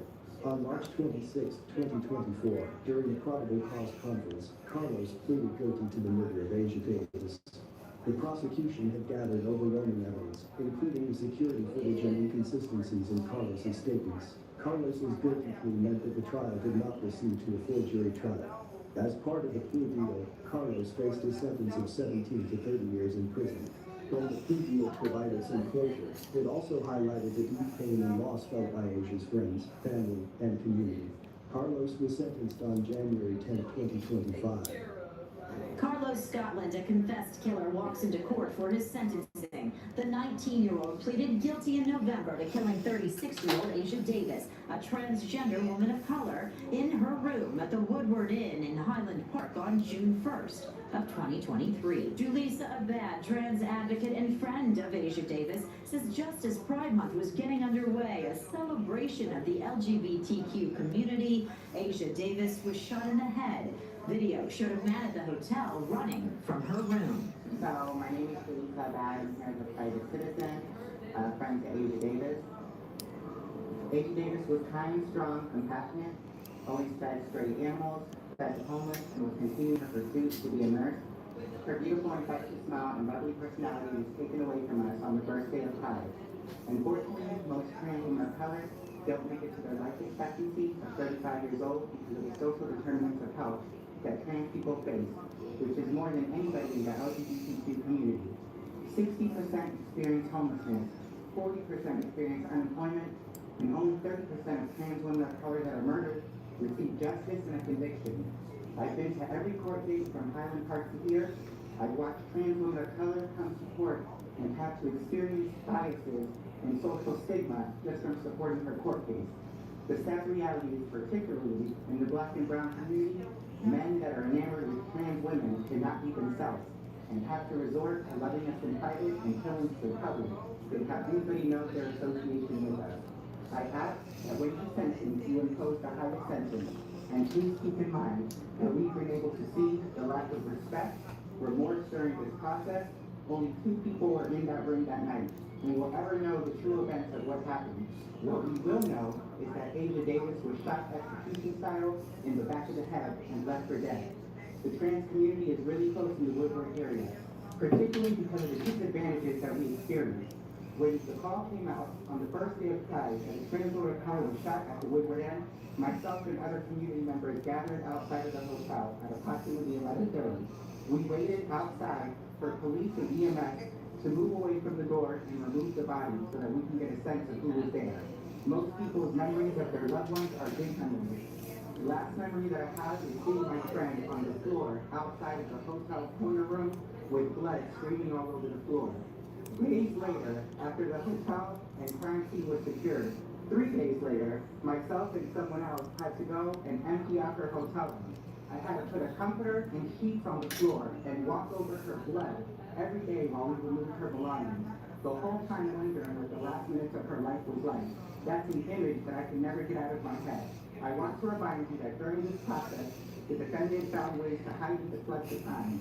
He tried acting like he was incompetent, then came back to court and said that he was off drugs that were given to him in the jail facility, was rude to everybody in authority, including himself, cursing you during this process.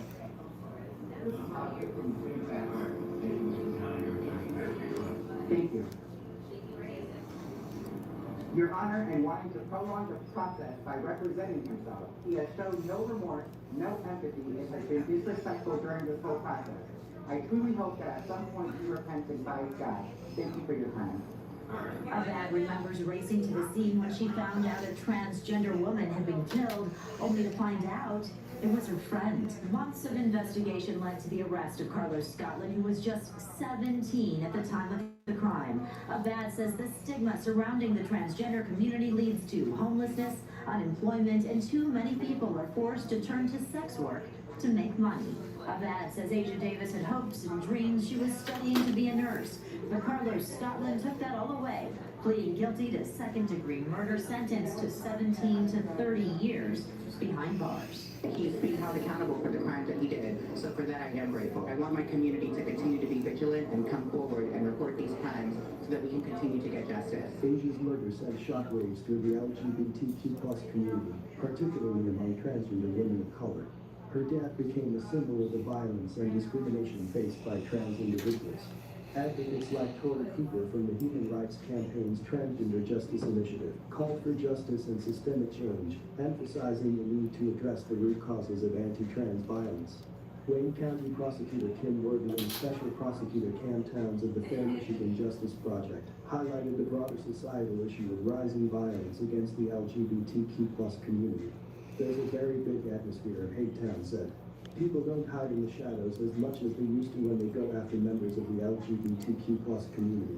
Asia's friend, Alona Anderson, remembered her as a kind and generous soul who always stopped to help those in need, including feeding stray animals and assisting homeless individuals.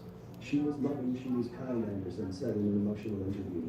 Jalissa Abad also spoke about the life expectancy of Black trans women, noting that the average is just 35 years old. Asia was just shy of her 35th birthday when her life was taken. Asia's murder is part of a disturbing trend of violence against transgender individuals, particularly Black transgender women. According to the Transgender Homicide Tracker, the vast majority of trans homicide victims are Black transgender women, and most of these homicides involve firearms. Michigan has laws protecting transgender individuals from discrimination in housing, employment, and public accommodations. However, advocates argue that more needs to be done to combat anti-LGBTQ+ violence and hate crimes. Asia Davis's death was a senseless tragedy that should never have happened. Her murder highlights the dangers Black transgender women face due to hate and discrimination. My condolences to her friends and family. We will continue to heal and one day find peace. Thanks for watching, and I will see you in the next video.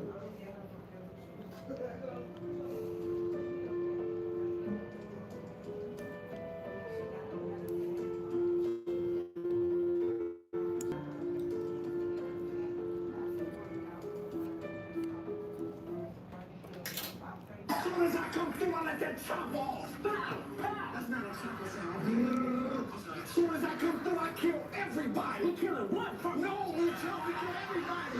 When I'm in the club, I make it rain. I'm gonna pick that. This is the story of Marquita McCleary-Euros, a loving mother and a woman determined to reclaim her happiness. At just 28 years old, Marquita had a bright future ahead of her, but her life was tragically cut short by the very person who had once vowed to love and protect her husband, Ashton Euros. On a chilling October night, Marquita's young son heard his mother's terrified scream, her final plea for help, followed by the chilling sound of gunshots. Moments later, Ashton calmly walked out, as if nothing had happened. What led to that fateful night? Did a failing marriage and hidden secrets drive him to commit the unthinkable, or was it a desperate attempt to maintain control? Welcome to Viral Crimes. Subscribe and hit the bell icon for more stories. This story takes us to Mesquite, Texas, a suburban city just east of Dallas. Mesquite is known for its family-friendly neighborhoods and thriving local businesses. It's a place where neighbors look out for each other, making the tragedy that unfolded here more shocking. Marquita Euros was a 28-year-old young woman whose life was filled with love, ambition, and devotion to her family. She was born on December 13, 1991, in Dallas, Texas. Marquita grew up in a close-knit household. Marquita was a mother to 3 beautiful children. They were the center of her world, and she dedicated herself to providing them with a nurturing and supportive home. She cherished every moment with them, whether it was helping with schoolwork, celebrating milestones, or simply showering them with love and encouragement. Listen to my music, though. I can turn my music. Listen to my music. Come on. 1, 2, hold on, what's the song? What's the thing? See, if you can have, you got to get up. Oh, please.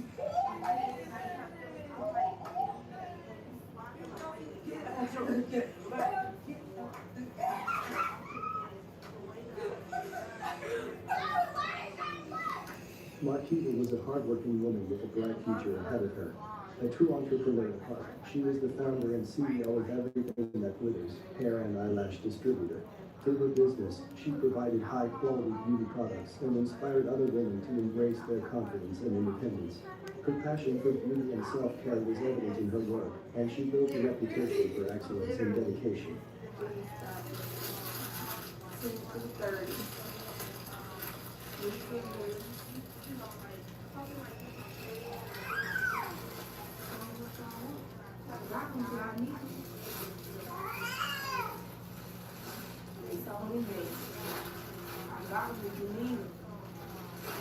All good quality too. Ain't no shortage over there.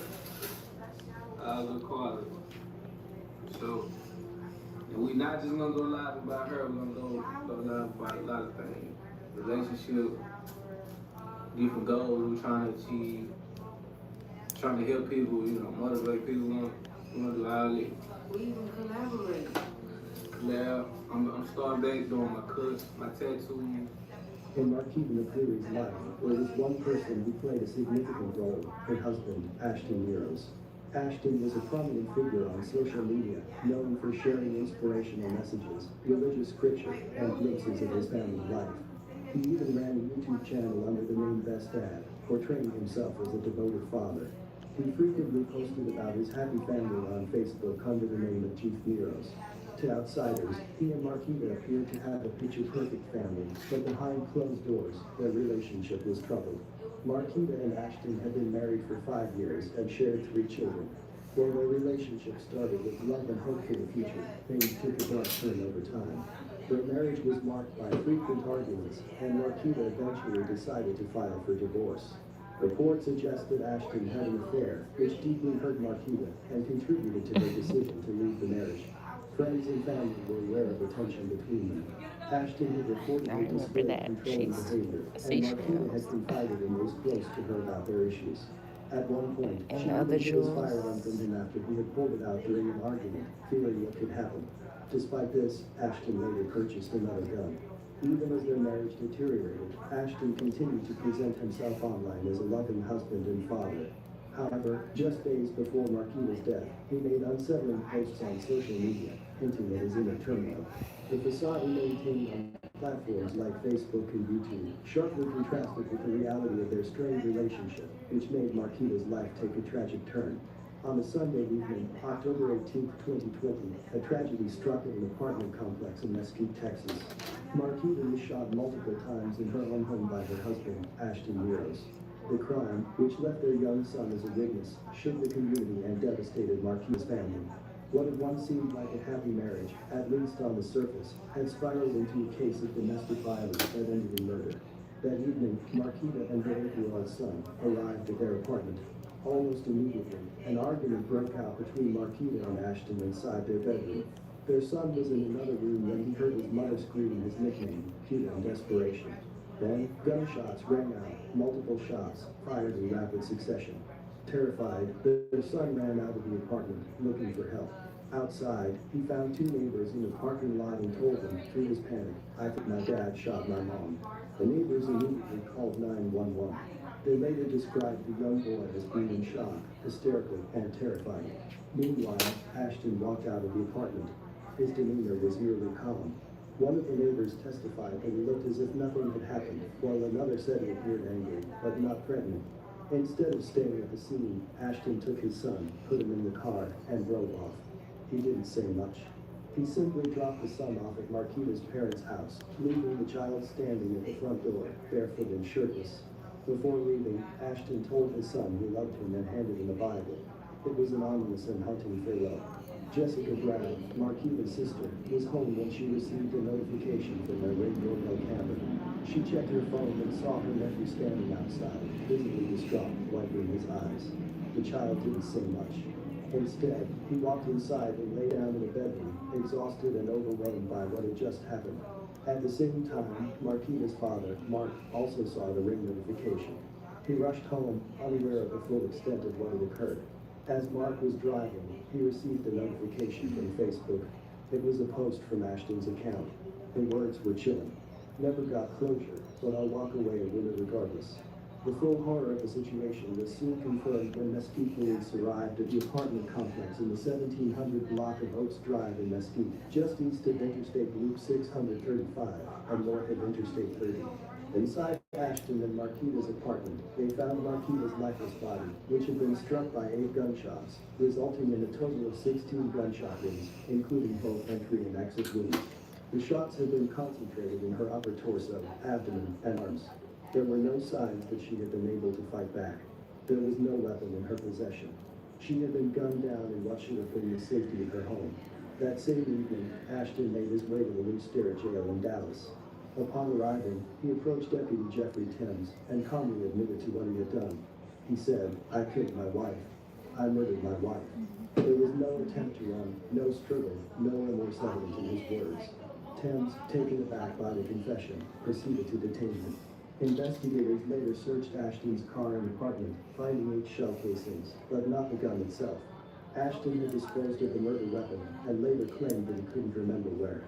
His initial bond amount was set to $100,000 when he was arrested and charged with murder. Later reports indicate that his bond was increased to $250,000 before his conviction. The investigation soon uncovered a troubled marriage. Marquita had recently discovered Ashton was having an affair, and she had decided she wanted a divorce. Court documents showed that both had signed divorce papers. Marquita's father later found the documents in the apartment, alongside a receipt for a Smith & Wesson handgun, the same type of gun that had been used to kill Marquita. Additionally, evidence from the trial confirmed that Ashton Muroz purchased a Smith & Wesson .40 caliber gun on August 25, 2020. In the weeks leading up to the murder, Ashton had been posting cryptic messages on social media. 3 days before the killing, he wrote, "Rebuilding from scratch." Then, just before Marquita's death, he posted the now infamous message about never getting closure. As the case proceeded to trial, Ashton pleaded not guilty, claiming he had not intended to kill Marquita. He took a stand in his own defense, describing the events of that fateful night in fragmented, incoherent testimony. He recalled Marquita turning off the light in the bedroom, making it dark. He said he reached for his bag and pulled out the divorce papers. Marquita, he claimed, lunged toward the front wall, as if to run. That's when he grabbed his gun and started firing. He testified that he wasn't even looking at Marquita. He insisted that he didn't intend to shoot her, and that the whole situation felt like a nightmare. The forensic evidence contradicted his claims. Despite saying he aimed at the wall had not been struck once. Instead, Marquita had been shot multiple times. The argument that it was an accident or that he was shooting blindly did not hold up against the physical evidence. During the trial, Ashton's defense team also attempted to argue that his mental state was compromised and that he did not act with intent. However, the prosecution dismantled this argument, showing the jury that Ashton's actions were deliberate. He had purchased the firearm just weeks before the murder, after his first gun had been hidden from him by Marquita, who feared for her safety. He had posted on Facebook, showing signs of premeditation. He had left the scene, driven his son away, and attempted to dispose of the weapon. These were not the actions of someone who had accidentally fired a gun. These were the actions of a man who had intentionally killed his wife. The jury was given the option to convict Ashton of murder or the lesser charge of manslaughter. After hearing all the evidence, they deliberated and returned a guilty verdict for murder. Ashton Muroz was sentenced to 50 years in prison and fined $10,000. The judge also modified the ruling to include a deadly weapon finding, further solidifying the severity of the crime. Despite his conviction, Ashton appealed the verdict, arguing that there was insufficient evidence to prove he had the required mental state for murder. However, the appeal was denied. The evidence was overwhelming. The jury had made their decision based on the facts Ashton had intentionally, knowingly, and deliberately killed Marquita. While justice was served in the courtroom, the pain and devastation left behind were immeasurable. Marquita's 3 children had lost their mother in the most brutal way imaginable, and their father would now spend decades behind bars. Marquita's parents, Mark and Shraka McCleary, were left to raise their grandchildren, taking on an immense responsibility they never anticipated. A GoFundMe was set up to help support the children's future, and the community rallied behind them.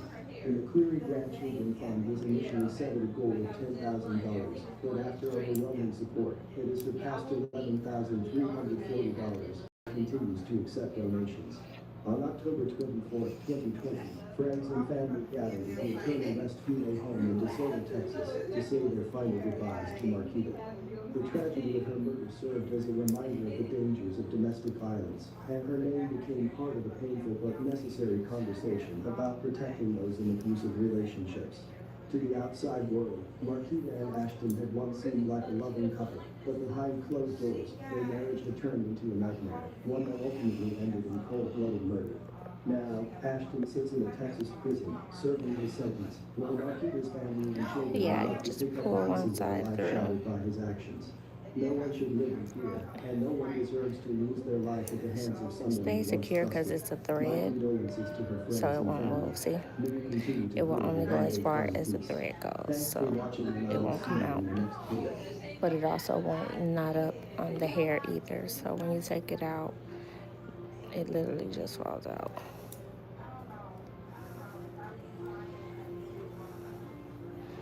Does that make sense? One thing for sure, two things for certain. If they don't give a fuck about your son, don't give a fuck about his mama or his dad. Don't give a fuck about his sister getting ripped to death yesterday. Oh my soul. I don't give a fuck about his grandma getting beat up to death. I don't give a fuck about them bald-headed kids.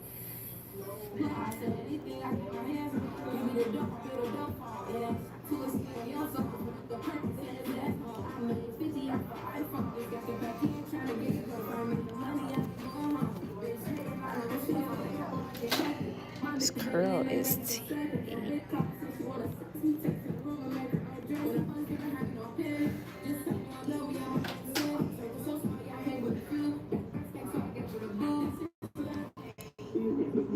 Beautiful flow. You kept us laughing all the time. But now we'll do anything in the world for her. Grief weighs heavy on the family of Lanaya Dawson. Just imagine. This is the story of Lanaya Dawson, a 20-year-old Cincinnati rapper and mother to a 1-year-old whose life was tragically cut short. She was found fatally shot in the early hours of December 7, 2024. Lanaya is a young woman with dreams, talent, and a future she was only just beginning to build. As the investigation into her murder continues, the burning question is, who stole her life and left her dead on a deserted road? Welcome to Viral Crimes. And hit the bell icon for more stories. And it's deep This wave. story takes us to Cincinnati, Ohio, a city nestled along the banks of the Ohio River. At the center of this story is Lanaya Dawson. She was born on April 18, 2004. Lanaya was an outgoing and outspoken 20-year-old. They say they don't fuck with me, but I say they can't fuck with me. They show the can't, not even a little bit. She was a proud mother to her 1-year-old daughter, a little girl who had become the center of her world. What's this? How can we walk away with it?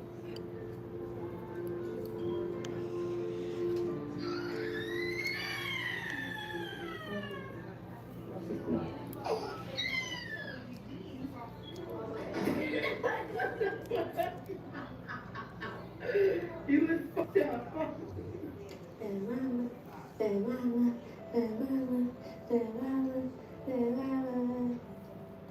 Lanaya balanced her time between caring for her baby, connecting with friends, and pursuing her passion for music as an amateur rapper. Her family remembers her as the life of the party film, outgoing, and always ready with a smile or a laugh that could brighten even the darkest day. Who could have imagined that such a lively and loving soul's life could be so tragically cut short? The crime that took the life of Lanaya Dawson unfolded in the early morning hours of Saturday, December 7, 2024. It was just after midnight, and the quiet trails of Mount Airy Forest in Cincinnati, Ohio, stood silent under the dark sky. Mount Airy Forest typically serves as a peaceful retreat, but that night, it became the setting for a tragedy that shook an entire community. At around 12:30 a.m., Cincinnati police officers responded to a report of an unresponsive person found in Oh, 4900 thank you. block of Treasure Oh, it Hill was Road, a why secluded we area within the forest that deep was close to vehicle traffic, but wave. accessible to pedestrians. When officers arrived, they discovered 20-year-old Lanaya lying in the roadway, suffering from a gunshot wound. Emergency medical crews from the Cincinnati Fire Department rushed to the scene, but despite their efforts, they determined that Lanaya had already Thank you passed for away. supporting my The sense channel. of urgency and I heartbreak really was immediate, appreciate that. and the officers began securing the welcome. area as a crime scene. The discovery was grim. According to police records, 8 9mm shell casings were found scattered near Lenaya's body, along with visible pools of blood. This evidence suggested that Lenaya had not been transported and dumped at the scene. She had been shot and killed right there on Trail Ridge Road. The violence that had taken her life happened in that very spot, under the covering of night, and whoever was responsible had fled without leaving behind a clear trace. Tonight, a family is asking for answers after a 20-year-old mother was shot and killed in Mount Airy Forest. WWG News 5 Stacey Kershaw speaking with her loved ones tonight. She now joins us live with the latest on this case and their fight for justice. Hey there, Daisy. Rachel Lenaya Dawson's family says she was a loving older sister, a mother, and a caring friend to all. Just after midnight on Saturday, Cincinnati police say she was shot and killed and left in the forest. He was a beautiful person, a beautiful soul. He kept a flag and all the time. But now would be everything in the world for her. Grief weighs heavy on the family of Lenaya Dawson. Just before 12:30 Saturday morning, Lenaya's body was discovered on Trail Ridge Road in the Mount Airy Forest. Cincinnati police say she was shot and killed. The person who pulled the trigger taking off. I just remember the screaming, her yelling, the knife is dead, is dead, is dead, and it just keeps playing over and over and over in my head. Because she did not deserve it to be shot in the head and left in the cold and left to die. Her mother, Nyrisha Dawson, now mourning her little girl, mourning the future that was stolen from her. She still had a whole life ahead of her. Lenaya leaves behind a 1-year-old daughter. She's been saying, mommy, mommy, mommy. They do need to find justice for her because it's not fair for her child to grow up and not have justice. Bye. She's going to have questions, but we need to have answers for her. Right now, they're still left with those questions. Lenaya's loved ones praying they won't go unanswered. We need someone to speak out. Think about it as if it was your family member, your daughter, your sister, your brother, your auntie, your uncle, someone that you love. Think about that. At this time, Cincinnati police have not shared any updates on suspects and no arrests have been made. If you have any information about Lenaya Dawson's murder, you're asked to call Crime Stoppers or reach out to the homicide unit at Cincinnati Police. The news of Lenaya's death traveled quickly, and by Saturday night, the same day her body was discovered, family and friends gathered near the parking lot of Walnut Hills High School to honor her memory. Candles were arranged to spell out her initials, glowing softly as prayers filled the air. Balloons floated into the night sky as a tribute to the young woman whose life had been stolen so suddenly. Her mother, Nyrisha Dawson, spoke through her pain, telling everyone how much Lenaya meant to their family and community. Lenaya meant a lot to us. She was my baby, but she also was everybody's baby too. She was the life of the party. She was very fun, outgoing. You could always call her, and she would be there for you, Nyrisha said, her voice breaking with emotion. Nyrisha shared the heartbreak of having exchanged texts with Lenaya just hours before she was killed. That's what's so weird to me because it's like, dang, if I knew that her life was in danger in any type of way, she already knows that she can call on any of us, and we'd all be there for her, she said. That lingering thought, the idea that maybe something could have been done, haunted everyone who loved her. Her grandmother, Carla Crenshaw, remembered Lenaya as a bright and beautiful soul who kept everyone laughing. The thought of Lenaya's 1-year-old daughter. Hi, welcome in. Thank you so much for joining. Ooh, thank you for the likes, guys. I got them up to 130. There you guys go. Cincinnati police have not made any arrests in connection with Lenaya's death. No suspects were publicly identified, and the circumstances surrounding the shooting remain shrouded in mystery. Officers encouraged anyone with information to call the Cincinnati Police Department's homicide unit, desperately hoping for a lead that would give the family the justice they sought. In the days following the death, the family prepared to say their goodbyes. Reporters shared the family's heartbreak and echoed their calls for justice. Clips showed candlelight vigils, interviews with Nyrisha and Marie, and heartfelt statements from Janet. News stations across Cincinnati displayed images of Lenaya smiling brightly, full of life, and urged viewers to come forward if they knew anything that could help solve the case. In every interview and every vigil, one message was clear. Lenaya's life mattered. She was a daughter, a mother, a sister, a friend. She had dreams, she had plans, and she had a family who loved her beyond measure. Though her life was cut short on that dark December morning, her memory lived on in every tear shed, every balloon released, and every candle lit in her honor. The family's grief was raw, but so was their hope that someone would come forward, the answers would be found, and that someday, little Lanai's daughter would know not just the pain of her mother's absence, but also the strength of a family who refused to let a mother's story end without justice. What happened to Lanai Dawson should have never happened. A vibrant and loving life taken away far too soon. My condolences to her friends and family. May we continue to heal and one day find peace. Thanks for watching, and I will see you in the next video.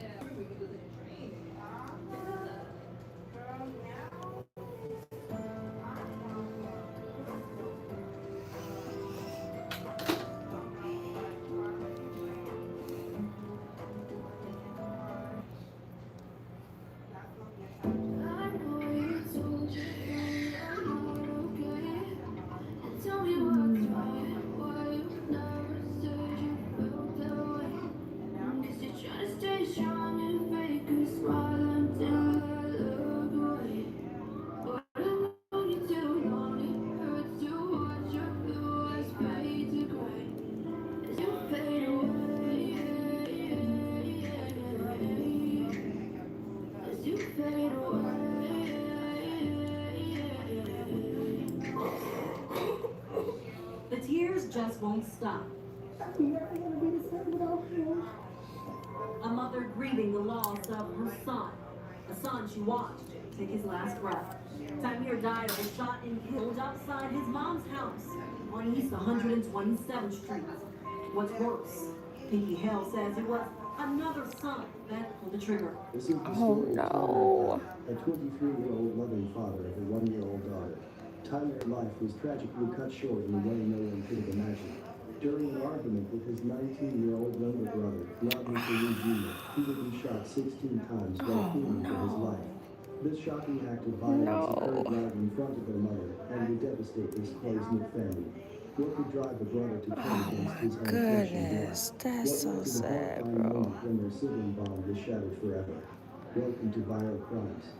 Subscribe and hit the bell icon for more stories. This story takes us to Cleveland, Ohio, a city known for its rich history, passionate sports culture, and close-knit neighborhoods. Nestled along the shores of Lake Erie, Cleveland boasts a resilient community that takes pride in its hardworking people and deep family values. However, beneath the city's industrial charm and bustling streets, a tragic event unfolded that left an unfillable void in the hearts of many. At the center of this story is Tyler Hale, a 23-year-old man whose infectious smile and loving personality touched everyone he met. Born on January 4, 2000, Tyler was the beloved son of Pinky Hale and Mark Dye.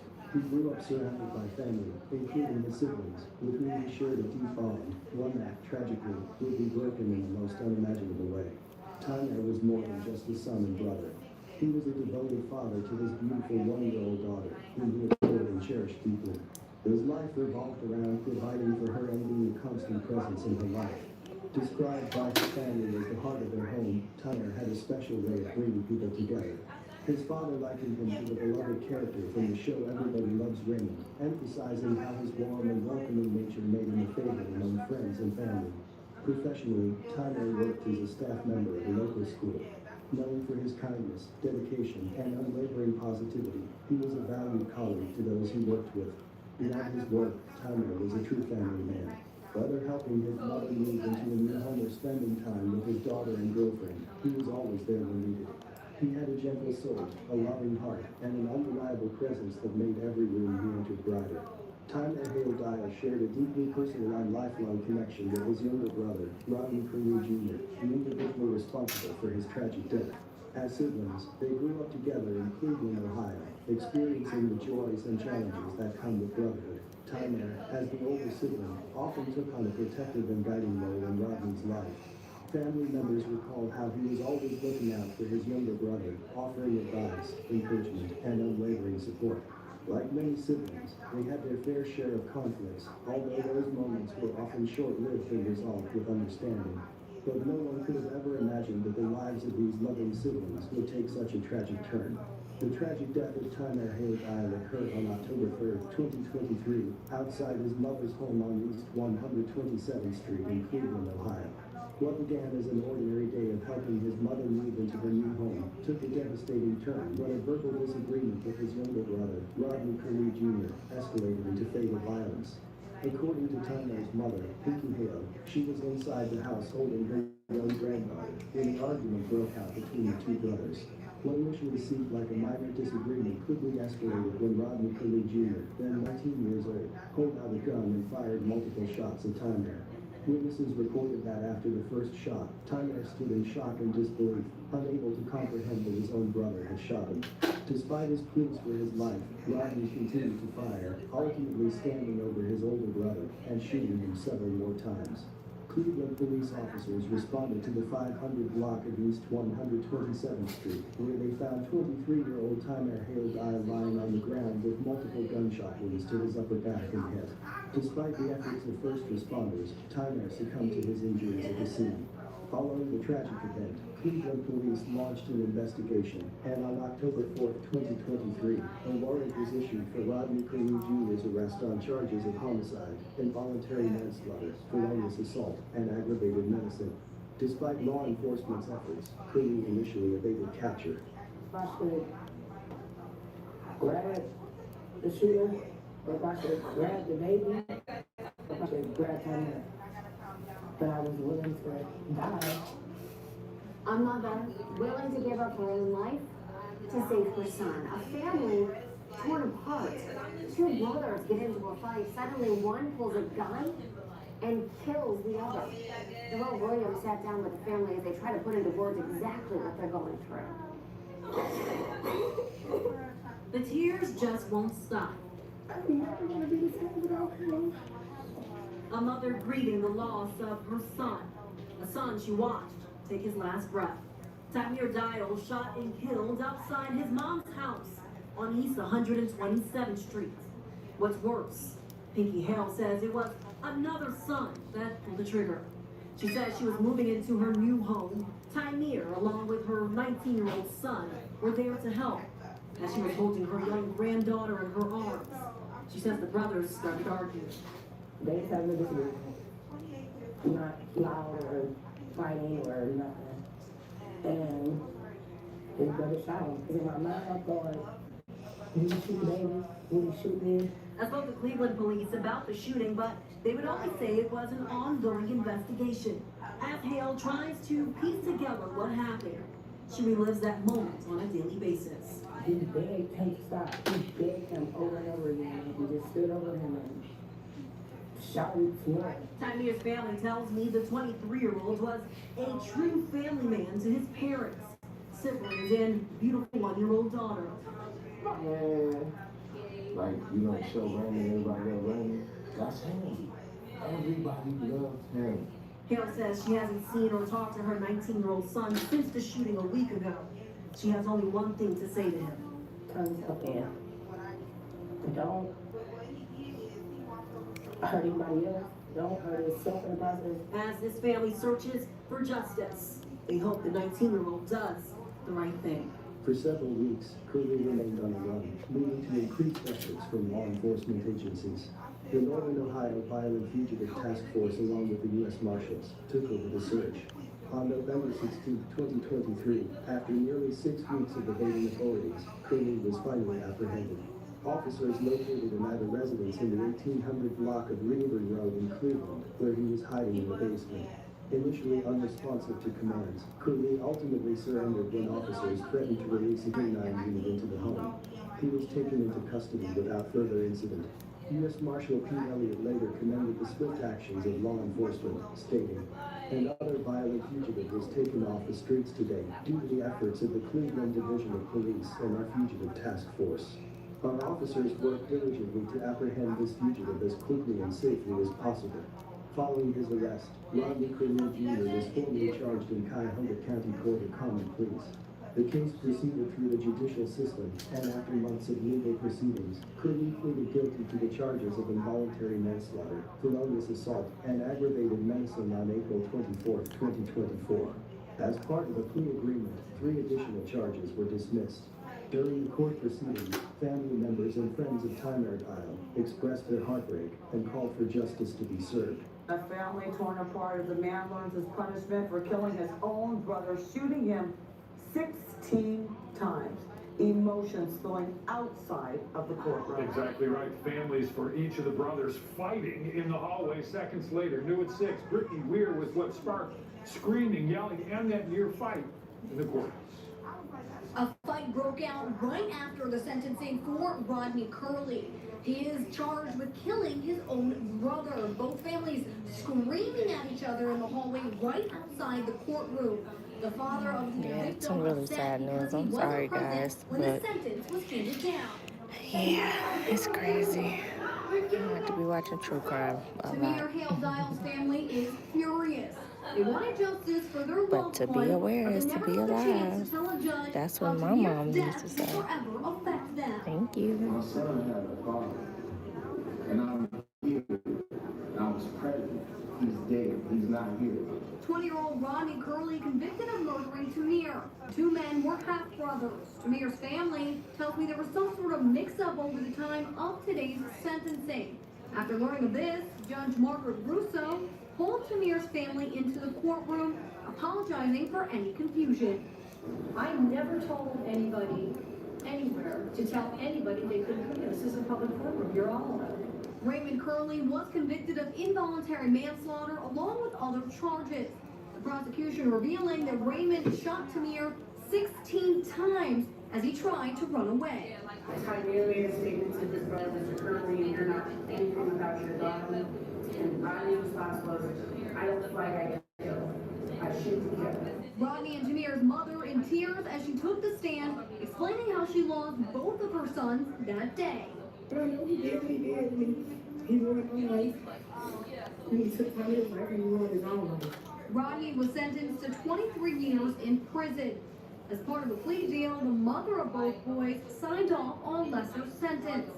Normally, everyone, including the victim's family, needs to be aware of the plea deal. However, Tamir's father said he never knew. She should never been able to sign off on something. And she was the main person, the reason why my son is dead.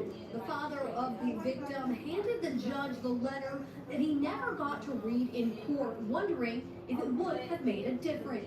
On April 30th, 2024, Judge Margaret Russo sentenced Rodney Curley Jr. to 23 years in prison for the fatal shooting of his brother. During the sentencing, Tyler's parents, including his devastated mother Pinky Hale, addressed the court, expressing their grief and urging Curley to reflect on his actions. Pinky, who had witnessed the tragic event firsthand, told reporters that no punishment could bring back her son, though she hoped Rodney would learn from his mistakes. The court proceedings also shed light on the brothers' relationship, with family members recalling how close they once were, despite their occasional disagreements. The Cleveland community was left mourning the loss of Tyler, a young man known for his kindness and dedication to his family. His former workplace released a touching statement in his memory, highlighting the impact he had on students and staff alike. Family members and friends held vigils and memorials in honor of Tyler, vowing to keep his memory alive and to advocate for nonviolence within their community. Although justice was served in the legal sense, the emotional scars left on the Hale Dial family remain deep. Tyler's father, Mark Dial, expressed his sorrow, stating that while their family might never be the same, they would continue to honor Tyler's legacy. The tragic death of Tyler Hale Dial is a heartbreaking reminder that conflicts within families should never escalate to violence. What happened to him should never have happened. An argument between brothers should never result in murder. My condolences to Tyler's friends and family. May we continue to heal and one day find peace. Thanks for watching, and I will see you in the next video.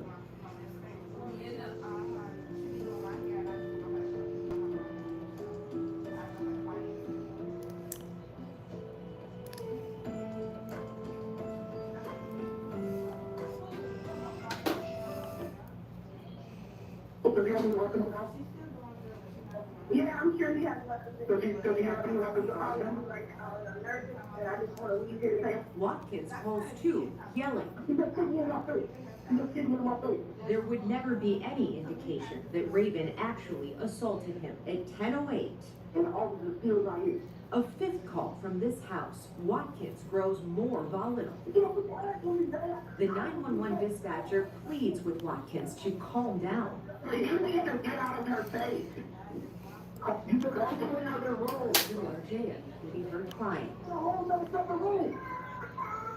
Finally, 6 minutes into that final call, nearly a half hour after officers knocked and left, a gunshot. They could have saved their life. My daughter was a beautiful, hard-working, lovable, just wanted to be successful in life. But her life was taken by her ex-boyfriend, killed on Thanksgiving in front of their young daughter. As Raven's ex awaited his sentence, her father told him and the court how little JJ is coping. It's so vivid in her mind. She talked about it with other kids and just come up. My daddy killed my mom. You know, she see ambulances. She think her mom's in the ambulance. She see police. She just terrified of the police. Terrified. You know, and this what you did to a baby. Oh, ew.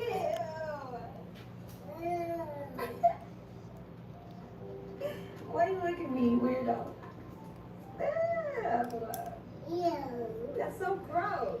This is the story of Raven Gant, a beautiful, fun-loving woman with a promising future who had her entire life ahead of her. Sadly, Raven's life would take a devastating turn when her ex-boyfriend and the father of her 2-year-old child would call her to his home on Thanksgiving Day to give her back some of her items. 1 hour after she arrives, her father would receive her desperate call for help, and this would be the last time he would hear his daughter's voice. What happened to Raven would send shockwaves throughout her city and would devastate her family and friends and all of those who heard her story. Welcome to Viral Crimes. Subscribe and hit the bell icon for more stories. This story takes us to Minneapolis, Minnesota. 27-year-old Raven Gant was a lively young lady with a promising future in hotel management. She was also a devoted mother to a 2-year-old little girl. She was very beautiful, and her loved ones described her as a woman who was hardworking and lovable, whose focus was to be successful.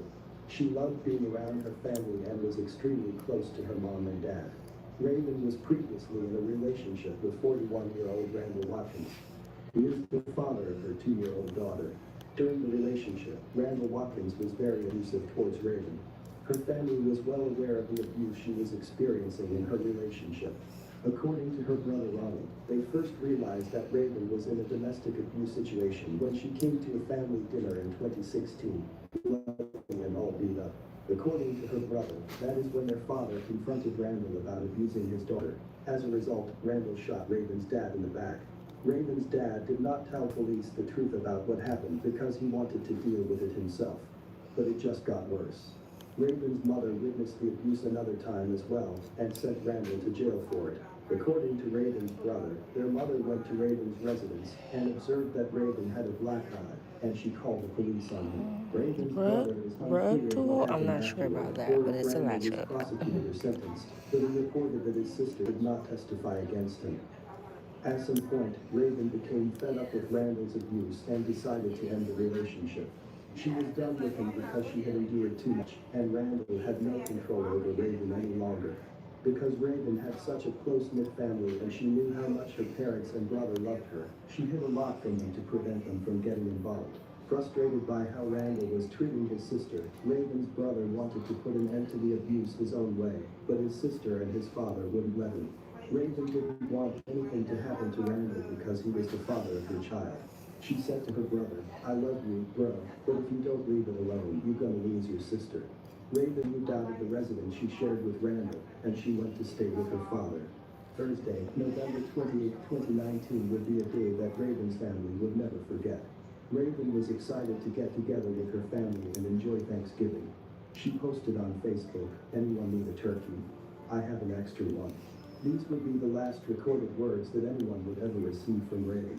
When Raven decided to leave Randall, he took all of Raven's clothes as well as their daughters, and he refused to let her have them. Earlier on Thanksgiving Day, Randall called Raven and told her she could meet him at the house at 9:30 p.m., and he would return all her stuff to her. Raven really wanted her belongings, so she agreed to meet him. Raven left her family and went to see Randall. At 10:08 p.m., Raven's father received a call from Raven, telling him that Randall would not let her leave the home. Raven's 2-year-old daughter was also present in the home. As Raven attempted to leave the home, Randall shot her once in the back That's in pretty front of her dope. daughter. Thank you for joining and After the watching. I shooting, appreciate police you. officers arrived at Randall's Jordan neighborhood home in North Minneapolis. When they arrived at Randall's residence, What city he you was in? standing at the door and was arrested by police. When police entered the home, they saw a 2-year-old girl in the dining room and asked her where her mother was. The girl said her mother was on the floor. Yeah. They discovered Raven lying on her back in the doorway between the kitchen and dining room, and when they spoke with Raven's father, he and other witnesses said that Raven had been attempting to leave the relationship for a period of time and pointed to history of abuse. Raven's father also said Randall beat her and gave her 2 black eyes. When her father previously tried to confront Randall about his abusive behavior, Randall shot him in the back. Raven was rushed to the hospital where she died shortly before 11 p.m. at North Memorial Medical Center. Randall Watkins was charged with intentional second-degree murder, unintentional second-degree murder, and 1 count of a prohibited person in possession of a firearm. Jury selection is underway in the case of a young mother who was killed last Thanksgiving. Officers say Raven Gant's ex, Randall Watkins, killed her when she went to pick up clothes from the house they once shared. Her 2-year-old daughter was there as it happened. As the trial is set to begin, Susan Elizabeth Littlefield shares a message Raven's family wants everyone to know. Every childhood is full of ups and downs, but RJ has experienced lows few adults will ever know. After her mom was shot and killed last November, she was the one who pointed police to her mother's body. She can't stand to see a police car. She can't stand to see an ambulance. She sees an ambulance, she says, Grandma, we have to drive faster. We have to get closer. My mom's back there. We got to get her out of there. You know, it's a tragedy for a child to go through what she's going through. And a tragedy for all those that Raven leaves behind. At 27, she was thriving, a new mom with a budding career in hospitality management. Police say her ex killed her on Thanksgiving Day. Now I'll be spending that day grieving my daughter and at her gravesite, wishing that she were here with us. It's a feeling Raven's mom, Lakeisha, wants to protect others from. She's starting to be their voice, a foundation in Raven's honor to protect domestic violence survivors and spread this message. As soon as the first slap, the first punch, get away from it, because it won't get better, it'll only get worse. And we don't want to have to bury another mom. Lakeisha is now working to give RJ as stable life as she can. And she's getting ready to take the witness stand in her own daughter's honor. I'm a little bit nervous about it, but I'm anxious because I want to get up there and represent my daughter well and let the world know the type of person that she was. On October 23rd, after 2 weeks in trial, a Hennepin County jury found Randall guilty. Man is going to prison for killing his ex-girlfriend in front of their toddler on Thanksgiving Day. Randall Watkins was convicted last month. Today, a judge sentenced him to the maximum penalty. Raven Gant was 27 years old when she died. She had gone to the house she shared with Watkins to retrieve some clothing when Watkins shot her in front of their 2-year-old, JJ. Susan Elizabeth Littlefield shows us how the case came to an emotional close today. Raven Gant was a young woman on the move, a doting mother with a budding career in hotel management, as her father explained to a judge. My daughter was beautiful, hard-working, lovable, just wanted to be successful in life. But her life was taken by her ex-boyfriend, killed on Thanksgiving in front of their young daughter. As Raven's ex awaited his sentence, her father told him and the court how little JJ is coping. It's so vivid in her mind. She talk about it with other kids and just come up. My daddy killed my mom. You know, she see ambulances. She think her mom's in the ambulance. She see police. She just terrified of the police. Terrified. You know, and this is what you did to a baby. Then it was Randall Watkins' turn to speak. My deepest compassion for the loss of Raven. I'm devastated by it, and not because of convicted, not because I truly love Raven. I truly love my daughter. I always loved her. And then the defendant tried to defend himself. It was intentional. I was attacked. The judge rejected that defense and inflicted the highest penalty, 40 years in prison. saying though that the greatest burden would be the one that little JJ has to bear. And she's lost both her parents. Or she saw her dad kill her mother.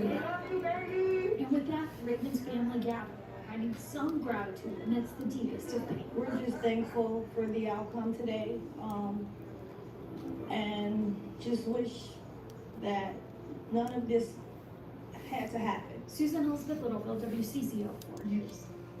Raven's family is starting a foundation in her honor called Be Their Voice. It will give women a way to escape domestic violence.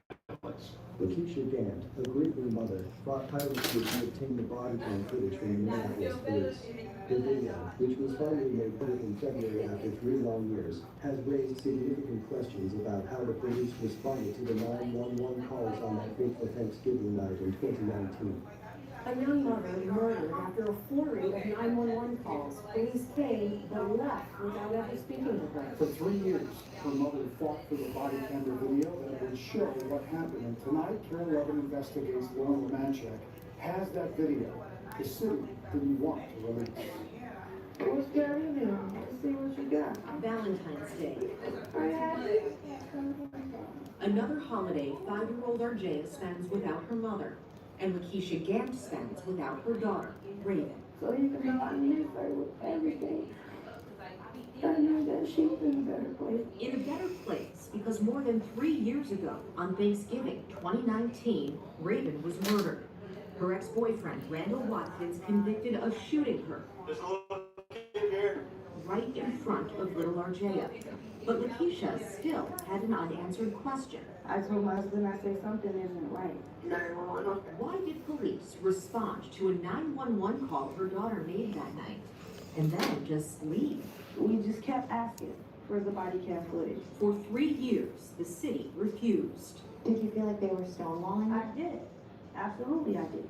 Finally, after a legal fight that cost a grieving mother thousands of dollars, a judge ordered Minneapolis to turn over the video. Before we show you that video, the city didn't want Raven's mother to see. It's important to know what happened earlier that day. In all, 5 calls were made to 911. Now, I want you to get some extra. The first by Randall Watkins, Raven's ex-boyfriend, at 4 p.m. When police arrived, Watkins is refusing to let Raven inside to get her and Arjaya's clothes. But the officer can't convince Watkins to cooperate and tells Raven it's a civil matter. Unfortunately, I can't force him to open the door and let you go in and get the stuff, okay? That's where my hands are tied. They'd have to find another time to get her stuff. Hours later, Raven returned for her things. It didn't go well. At 9:37 p.m., Raven and Watkins make simultaneous 911 calls from inside the house. Raven telling the dispatcher she just wants her clothes. Yeah, I'm sure he has weapons. Does he have any weapons on him? And I just want to leave here saying, Watkins calls too, yelling. There would never be any indication that Raven actually assaulted him, court records show. Approximately 5 minutes later, 4-2 RF. MPD pulls up to the house, already warned there's a domestic dispute. Here's the body cam video Raven's mother fought to see. They walk to the house and tap on the screen door. When there's no answer, they don't look in the windows, don't announce themselves, or even knock again. 4-2 on the house is all dark and nobody's answering the door. You try to call back. Dispatch calls Randall Watkins. No one calls Raven. Copy, thank you. We'll be quick. Code for clearing the scene. After just about 2 minutes at the house, officers leave. Minutes later, Watkins calls again. Still inside the house, police just left. Yeah, I just called 911. I was trying to see how long it takes for the officer to come get my daughter's mom in my house. We're going to get them back out there. If anything changes, let us know. Officers are redispatched, but records show they first drove several blocks away to use the bathroom and then decided to investigate a stolen car. Then, at 10:08, and the officer's still right here. A 5th call from this house. Watkins grows more volatile. The 911 dispatcher pleads with Watkins to calm down. So you need to get out of her face. You better go to another room. Little Arjea can be heard crying. A whole other room. Finally, 6 minutes into that final call, nearly a half hour after officers knocked and left, a gunshot. They could have saved their life. Lakeisha and her attorney, Oliver Nelson, are now suing Minneapolis police for wrongful death. I don't think any reasonable person, much less a reasonable police officer, can look at the body cam footage and conclude that that was a thorough investigation into Miss King's domestic abuse allegation. But did MPD do anything wrong? This is a critical moment, and it could be because they're not answering. Something is going on inside that house. Karen Lemon asked multiple police experts to look at the reports and the body camera video. Among them, Mark Wynn, a former Nashville police detective who now trains police nationwide on domestic abuse response. But you don't just drive away after 2 minutes and tapping once on the door. That's not proper response to the domestic violence call. What should they have done? He says he required his officers to check the back door, announce themselves, talk to the neighbors, listen for noises, especially in a case with multiple calls where there might be a weapon. That indicates high priority. There's no margin for error. Failures, he thinks, should make Minneapolis review training and policy. A call like this, considering there's been a death, should be reviewed from top to bottom. Show your hand. When police finally did return, Somebody shot? Yes. Come on here. it was too late. There's a little kid here. RJ's mom was dead. Oh, go ahead. We got a victim here, guys. Raven loved that little girl, and that was her little mini. Lakeisha left to unravel what really happened on the day both her daughter and the man who killed her called 911 for help. There was a short knock, but help never really arrived. I'm fighting for my daughter, and that's not gonna stop. This was not Randall's first Oh, crime okay. with the law. Yeah, I have it too right now. Randall also has a prior murder conviction from Illinois in 1995, when an argument over a small sum of money resulted in him shooting his friend in the back of the leg and head. Randall was also charged with gross misdemeanor domestic assault in July 2019 for hitting Raven, but the charges were dismissed. Charges were also dismissed for misdemeanor domestic assault and interfering with a 911 call in 2010 after Randall assaulted an ex-girlfriend with whom he had a child. The same woman filed for an order for protection against Randall in 2012. Relatives reported that within days of witnessing We her almost mother's done, death, Randall's daughter guys. stopped Got sleeping. like 8 more She braids. started having flashbacks Then I'm to that going night home, and get me some concluded that she food. had blood on her hands that she Relax, I've couldn't been wash working off. 12 hours. Friends and family held a vigil to honor the life of Raven Gantt. And I am During the tired. vigil, I got which was church in the arranged morning. after several members of the neighborhood heard about the incident through Facebook, Sedgwick's permeated the gathering. She was so loved. Hundreds turned up for her funeral.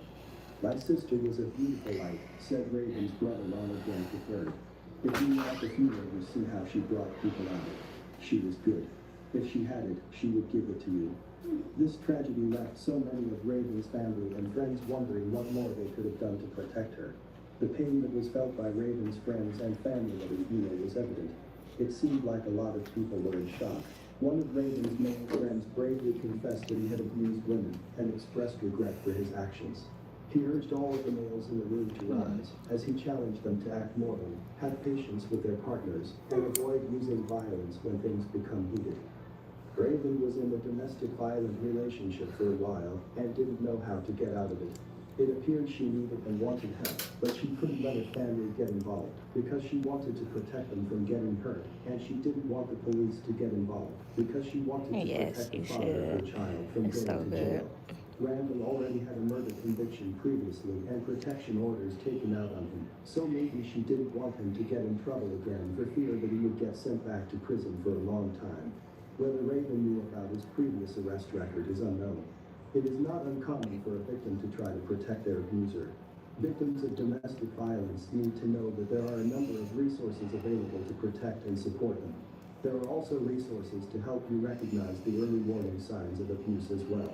It is very crucial to make sure that these signs are not ignored and will help prevent potential victims from entering into a relationship or having a child with a potentially abusive partner before the situation escalates to violence or Yeah, even it death. is a pretty What easy happened to style Raven to was do. beyond tragic.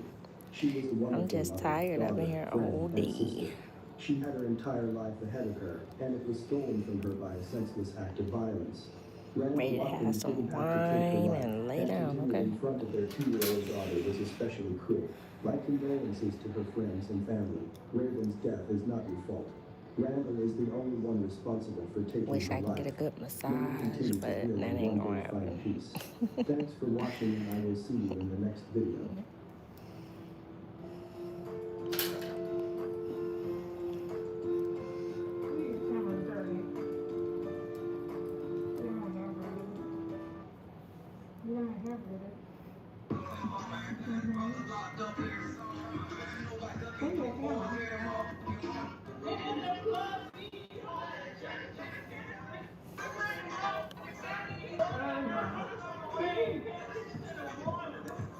Oh, you mean the cover?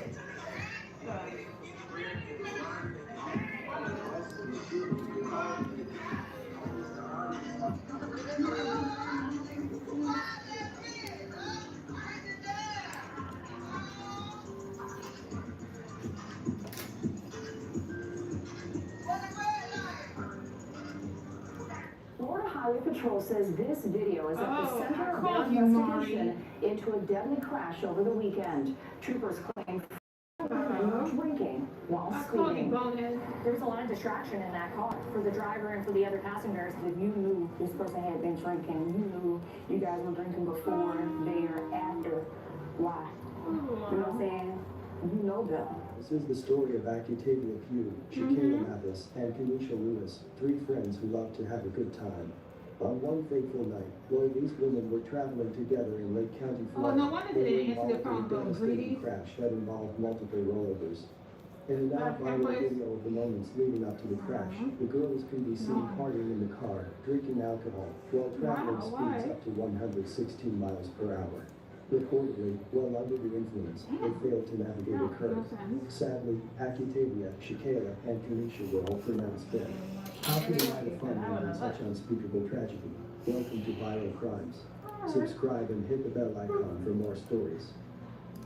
This story takes us to Lake County, Florida, a quiet region nestled in the heart of Central Florida, where early one Sunday morning, a peaceful stretch of State Road 19 near St. Florian Lane became the backdrop of a devastating tragedy. The 3 women at the heart of the story, Acutavia Pugh, Shakayla Mathis, and Kenesha Lewis, were more than close friends. They were like sisters. Acutavia Pugh was born and raised in Apopka, Florida. She was affectionately known to friends and family as Tavia. She attended Apopka High School, a school known for its strong community spirit, and continued her education at Lake Technical College, showing her drive and dedication to bettering herself. Acutavia's family described her as someone with a heart full of love, and she was particularly close to her older sister, Shantavia Pugh. Acutavia was expressive and outspoken, and young Hey, welcome afraid to in. share her thoughts. She lived in Apopka, worked hard, and kept a lively presence on social media, where she documented her life with humor and infectious energy.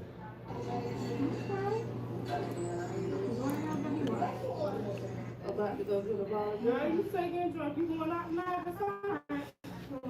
Oh, you did? How did it go? What's up, bro? This is my 3rd one today.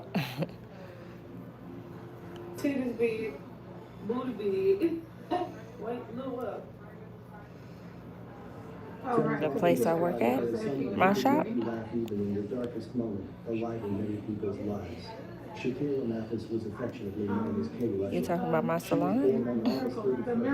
I Am Fancy LLC, same name as this channel. Kayla had a vibrant, bold personality that naturally drew people to her.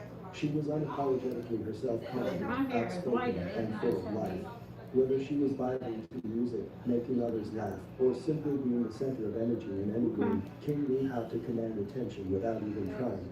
To those closest to her, Kay wasn't just a friend, she was that friend. Loyal, right-eye, and always present. Her presence had weight, and her laugh was the kind that echoed.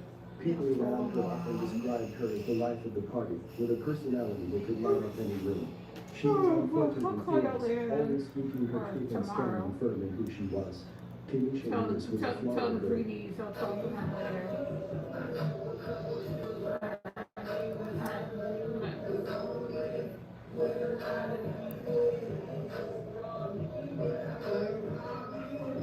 Fletcher was a mother of 5, 4 boys and 1 girl, and her children were everything to her. These 3 women had a close friendship bond and frequently documented their moments together, just having a good time. Yet, no one could have imagined that their lives would be tragically cut short by a devastating accident.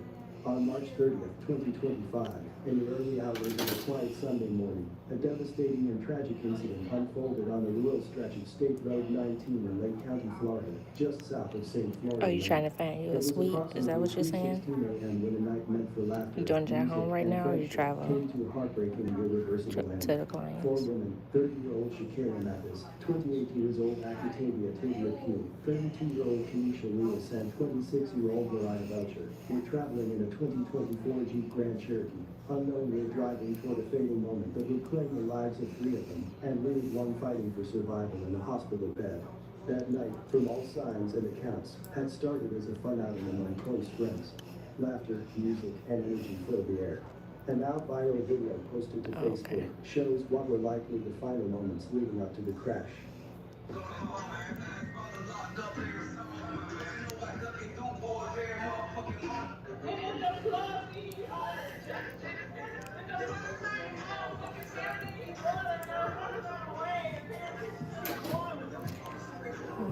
So was you just doing it on a friend, or was you doing it on a client?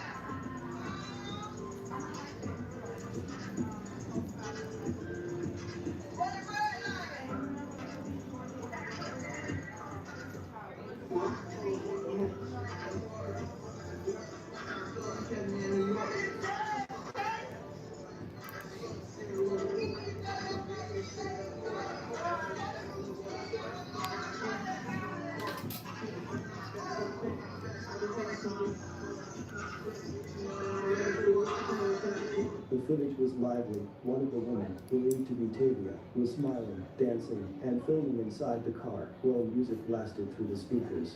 In the passenger seat, a bottle of alcohol, reportedly Patron tequila, was being passed around.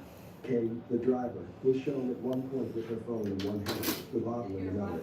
Later in the clip, the dashboard of the SUV was zoomed in on, displaying a chilling speed, 116 miles per hour. The women could be heard saying phrases like hit the dash and running red lights. Moments after that video ended, their world was shattered. Developing right now in Lake County, Florida Highway Patrol says this video is at the center of their investigation into a deadly crash over the weekend. To be the same. Troopers claim 4 women were I think I driving might be while faster speeding. without braids as far as braiding down, but it's still pretty fast either way. 3 of them died. Another is in the hospital. So I'd rather have my nails done. And Randy, you spoke to the sole Especially because I do these type of videos where you guys see my nails all the time. So I'd rather have my nails done. But I don't get them long though. Her daughter as a fighter. She is certainly fighting for her life right now. As you mentioned, we have video that has been confirmed by FHP that they are using as part of this investigation. I want to warn viewers that some of this video may not be appropriate for younger viewers. As FHP says, one of the women that you will see in this video is one of the women who was killed. Speeds appearing to top 100 miles per hour. And alcohol passed around the vehicle. Florida Highway Patrol says this video is now part of their investigation into this weekend's deadly crash in Lake County. In that vehicle, if the video ends up being exactly what our investigators are able to prove, there was a lot of distraction in that car for the driver and for the other passengers. State troopers say the crash happened early Sunday morning along State Road 19, just south of State Florian Lane. Investigators say the driver failed to negotiate a curve, ran off the road, hit a pole, and flipped several times. They say no one was wearing a seatbelt, and everyone was thrown from the Jeep.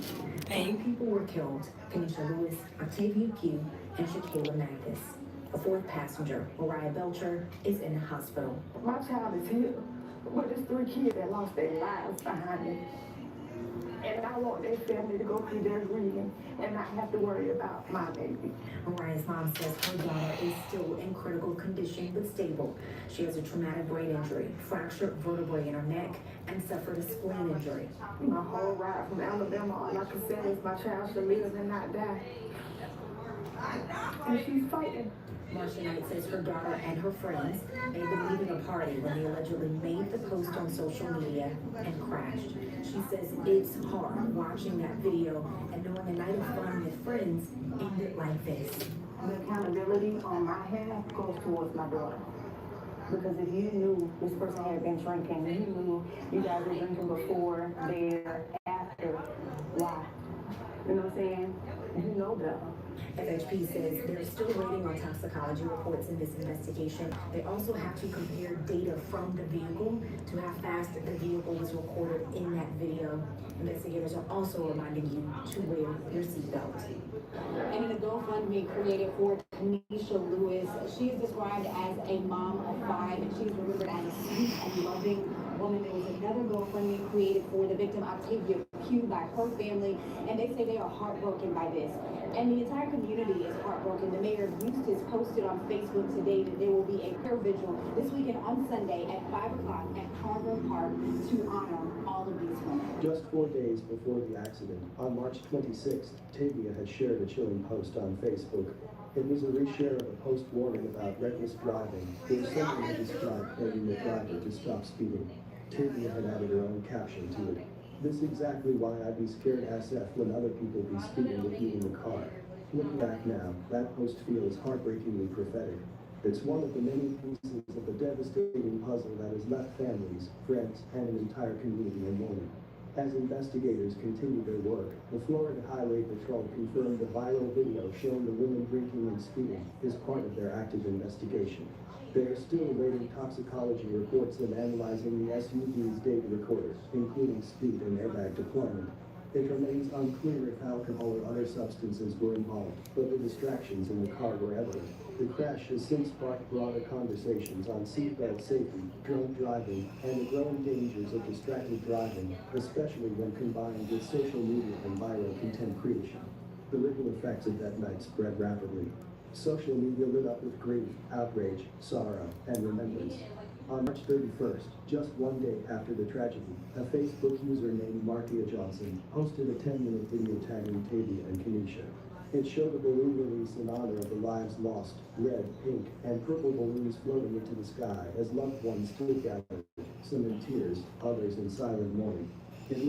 Okay guys, my phone is about to die, so I will see you guys later. I'll be back on tomorrow afternoon, like around 2 Phoenix time, if y'all want to come in and join. Hope you guys have a beautiful night. Stay blessed, stay safe, stay focused. Thank you so much for liking and supporting my channel. I really appreciate you guys. You're the reason why I'm here. And I'll talk to you guys in a minute. Bye guys.